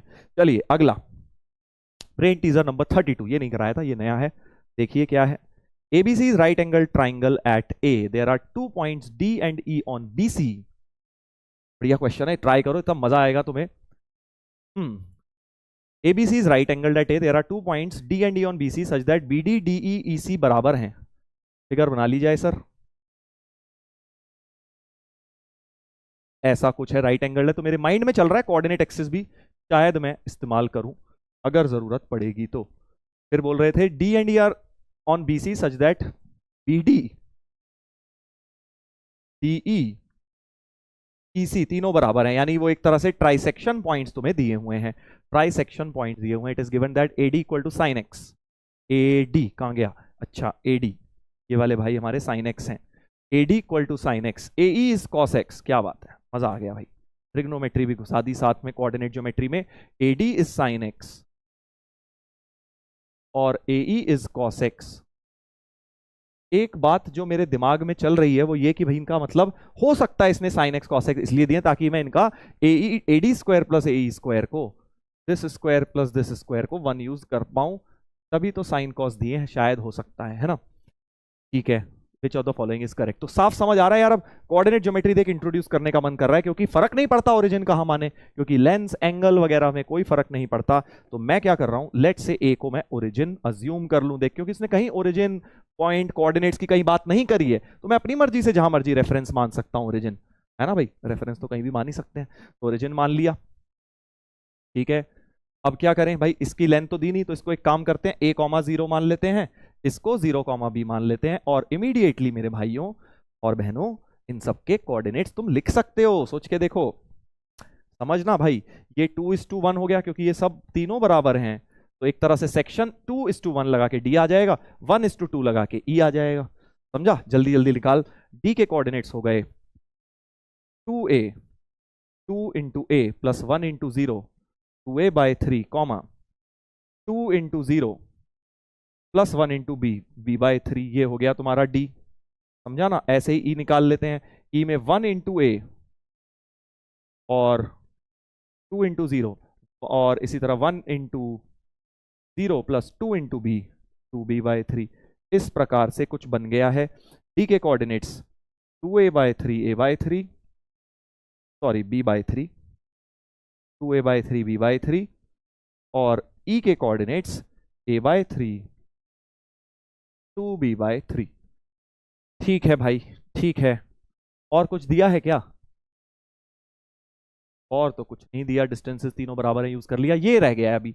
अब ये भाई को इस्तेमाल करते हैं, इस भाई को इस्तेमाल करके बस मुझे क्या मेरे माइंड में चल रहा है, देख डेटा शॉर्ट है, क्योंकि इसको लगा कर भी मुझे एक ही तो इक्वेशन मिलेगी ए और बी में, है ना, इसलिए बढ़िया क्वेश्चन है, क्योंकि एक ही इक्वेशन है और ए और बी को मैं सॉल्व नहीं कर पाऊंगा, क्योंकि कहीं पर भी नेचुरल है, इक्वल है, ऐसा कुछ और ए बी में रिलेशन निकालने को कुछ दिया ही नहीं है। तो मुझे समझ आ गया डेटा तो कम है, बट हो सकता है उस कम डेटा की मदद से भी मैं ऑप्शन सॉल्व कर पाऊं।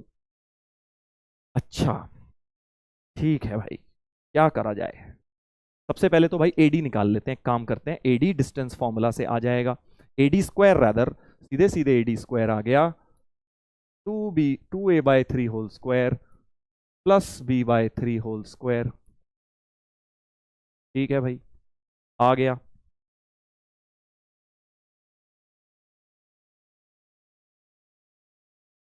ओके, तो यानी कि एक तरह से आ गया 4a square by 9 plus b square by 9, ये एडी स्क्वायर आ गया। सिमिलरली अब तुम ए स्क्वायर निकाल लो, ए स्क्वायर आ जाएगा a square by 9 plus 4b square by 9, और अब जैसे ही दोनों इक्वेशंस को ऐड करूंगा तो एडी स्क्वायर प्लस ए स्क्वायर मुझे दिया हुआ है 1 है, यानी 5a square by 9 plus 5b square by 9 बराबर 1, यानी a square plus b square कुछ बढ़िया सा 9/5 आ गया है भाई। a square plus b square 9/5 आ गया है। शायद इसकी मदद से अब मैं क्वेश्चन सॉल्व कर पाऊं, क्योंकि और तो कुछ है नहीं। bd, bd, अच्छा bd कह रहा है वो कि भाई 1/√5 है, तो देख bd जो होगा 1/3 होगा bc का, है ना, और bc तुम्हारा a square plus b square है, तो bd इज 1/3 ऑफ bc, और bc तुम्हारा √a square plus b square है, और a square plus b square प्यारा सा वैल्यू, तो 1/2 √9/5 यानी 3/2 √5, ये तुम्हारा bd ओ सॉरी 1/3 था यार, ये 1/2 नहीं, 1/3 था, क्योंकि 1/3 था, ट्राई सेक्शन हो रहा था, 3 कट गया, यानी कि 1/√5 आ गया। 1/√5 पीडी की लेंथ तो 1/√5 बिल्कुल सही आ गई है, ए ऑप्शन सही आ गया है, मल्टीपल करेक्ट है भाई। जल्दबाजी और जज्बाती ना हो कि भाई हो गया क्वेश्चन, हो गया सर, अभी बचे हुए कौन चेक करेगा। जी सेंट्रॉइड देन ए जी। अच्छा समझ रहा हूं, बेसिकली ये चाह रहा है कि मैं सेंट्रॉइड लिख लूं। सेंट्रॉइड तो देख बड़ा आसान है, G1 A/3 सीधे ज्योमेट्री से भी निकाल सकता है, बट ठीक है कौन दिमाग लगाए। जी को तुम सीधे सीधे लिख लो A/3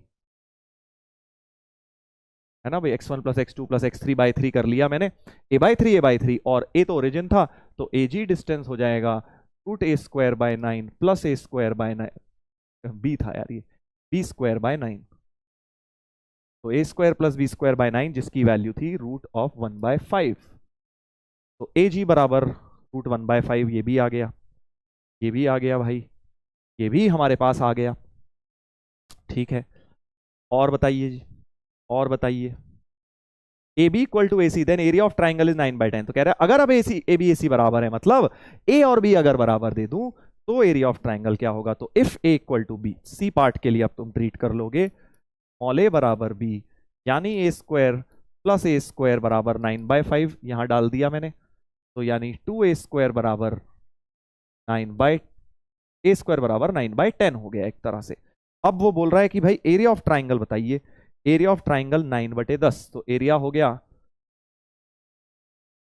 एरिया हो गया हाफ AB, बट AB तो बराबर है यानी हाफ a² हो गया, और a² की जगह 9/10, तो हाफ 9/10 यानी 9/20 आ रहा है भाई एरिया, तो 9/20 आ रहा है, तो गलत बोल दिया इसने, 9/10 दिया हुआ है। Area of circumcircle of triangle is 9π/20, circumcircle, अच्छा मतलब जो सर्कल बेटा इस तरह से बाहर से निकल रहा होगा, ये वाला सर्कल, सर्कम सर्कल, तो वैसे तो ये क्योंकि राइट एंगल ट्राइंगल है, बड़ा प्यारा सा सर्कम सर्कल बनेगा भाई, राइट एंगल ट्राइंगल का जो सर्कम ये डायमीटर बन जाएगा, यानी कि इसका आधा ही रेडियस हो जाएगा, यानी कि जो रेडियस होगा कैपिटल R की वैल्यू, कैपिटल R एक तरह से BC/2 होगा, बट BC तुम्हारा ऑलरेडी निकाल चुका हूं, BC तुम्हारा √a² + b² यानी 3/√5 होगा, 3/√5 होगा इंटू 2, ये तुम्हारा R हो गया, तो एरिया हो गया पाई इंटू R², 9/5 इंटू 4, तो 9π/20 एरिया हो गया। डी ऑप्शन बिल्कुल सही आ गया, क्योंकि इसका पूरा करके आधा कर दिया तो वो रेडियस हो जाएगा इस सर्कल का, है ना भाई। तो यानी मेरे हिसाब से तो अब ऑप्शन A B D होने चाहिए। देख पेशेंस का काम होता है यार, मल्टीपल करेक्ट को सही करना है अगर, तो एक तो जल्दबाजी जिसके अंदर है वो नहीं कर पाएगा इसे सही, कहीं ना कहीं उसके हाथ पैर फूल जाएंगे, कुछ ना कुछ मिस्टेक कर देगा, कुछ ना कुछ कॉन्सेप्ट में जिसमें, और दूसरा उसको जिसको कॉन्फिडेंस नहीं है अपने अंदर की, नहीं यार मैं कर ही नहीं सकता, मैं कर ही नहीं सकता। अगर तुम ये सोचोगे कि तुम मल्टीपल करेक्ट नहीं कर सकते तो तुम कभी कर ही नहीं पाओगे। पहले तो अपने अंदर बिलीव करना शुरू कर, हाँ यार कोई बात नहीं, कभी कभी नहीं होंगे बट कभी कभी हो भी जाएंगे मुझसे। देख हर बार मल्टीपल करेक्ट नहीं होने वाले, ये बात फैक्ट है, सारे मल्टीपल करेक्ट नहीं कर पाओगे, एग्जाम में बहुत बहुत मुश्किल चीज होती है, बट 50% भी कर दिए तो सिलेक्शन पक्का है, ये समझ ले। तो यही तो थॉट लेके जाना है अपने को एग्जाम में कि कर सकते हो तुम। चलिए तो अब काफी हो गया आई थिंक, आज 32 कर लिए हमने ब्रेन टीजर, 33 ऑनवर्ड्स अब कल के लेक्चर में कर लेंगे, क्योंकि अभी कल जो बचे हुए हैं एक्चुअली सर्कल के हैं, यहीं से शुरू करूंगा, दिखा देता हूं तुम्हें, यहीं से हम कल की क्लास में शुरू करेंगे। ये पैसेज है तो हम कल के लेक्चर में तुम्हें दिख जाएगा, सबसे पहले यही स्टार्ट करूंगा। ठीक है भाई, चलिए तो स्ट्रेट लाइंस हमने अब काफी डेप्थ में कर लिया है, ठीक है, और पेयर ऑफ लाइंस का भी मैंने होमोजेनाइजेशन वाला पार्ट कराया है आपको। अब सर्कल्स हम करेंगे कल की क्लास में, जहां पे हम और डिटेल में अब सर्कल्स पढ़ेंगे, तो पढ़ के बैठिएगा सर्कल्स की टेंजेंट क्या होती हैं, कॉर्ड्स क्या होती हैं, नेचर ऑफ टू सर्कल, जो मेंस में आपने पढ़ा है एटलीस्ट उतना पढ़ के बैठिए, प्लस टेंजेंट्स। ये मत सोचना कि सर मेंस में तो टेंजेंट था नहीं, मैं तो छोड़ के बैठा हूं, मैं तो सोच रहा हूं आप वरुण एडवांस में थ्योरी कराओगे, नहीं, टेंजेंट्स की थ्योरी तुम्हें पूरी वन शॉट में कराई गई है, राइट। आपके मंजिल में आप उनको बेटा पढ़ के बैठेंगे, उसको करने के बाद ही ये लेक्चर आपके फायदे का होने वाला है, ठीक है, ध्यान रखना, क्योंकि वो थ्योरी में अगर घुस गया तो 2 लेक्चर तो थ्योरी में ही लग जाएंगे बेटा, फिर बढ़िया बढ़िया क्वेश्चन की बात कैसे हो पाएगी। इसलिए समझो, इस बात को समझो, मुझे थ्योरी पढ़ाने में कोई दिक्कत नहीं है, मैं तो करा दूंगा, बट फिर पर्पस तो सॉल्व नहीं हो पाएगा इस बैच का। चलिए, तो आई होप मजा आया आज के लेक्चर में। बताना जरूर कमेंट्स करके, मैं पढ़ूंगा आप लोगों के कमेंट्स। किस तरह का लगा आपको, कैसा, बहुत ज्यादा टफ तो नहीं लग रहे कहीं क्वेश्चंस, ऐसा तो नहीं है, या इजी लग रहे हैं, मीडियम लग रहे हैं, किस लेवल के लग रहे हैं, बताइएगा जरूर। और फिर हम आगे के लेक्चर इसी तरह से कंटिन्यू करेंगे। सर्कल्स में मिलेंगे बच्चों, अब अगली क्लास में पढ़ के बैठिएगा। चलिए, बाय एवरीवन, टेक केयर।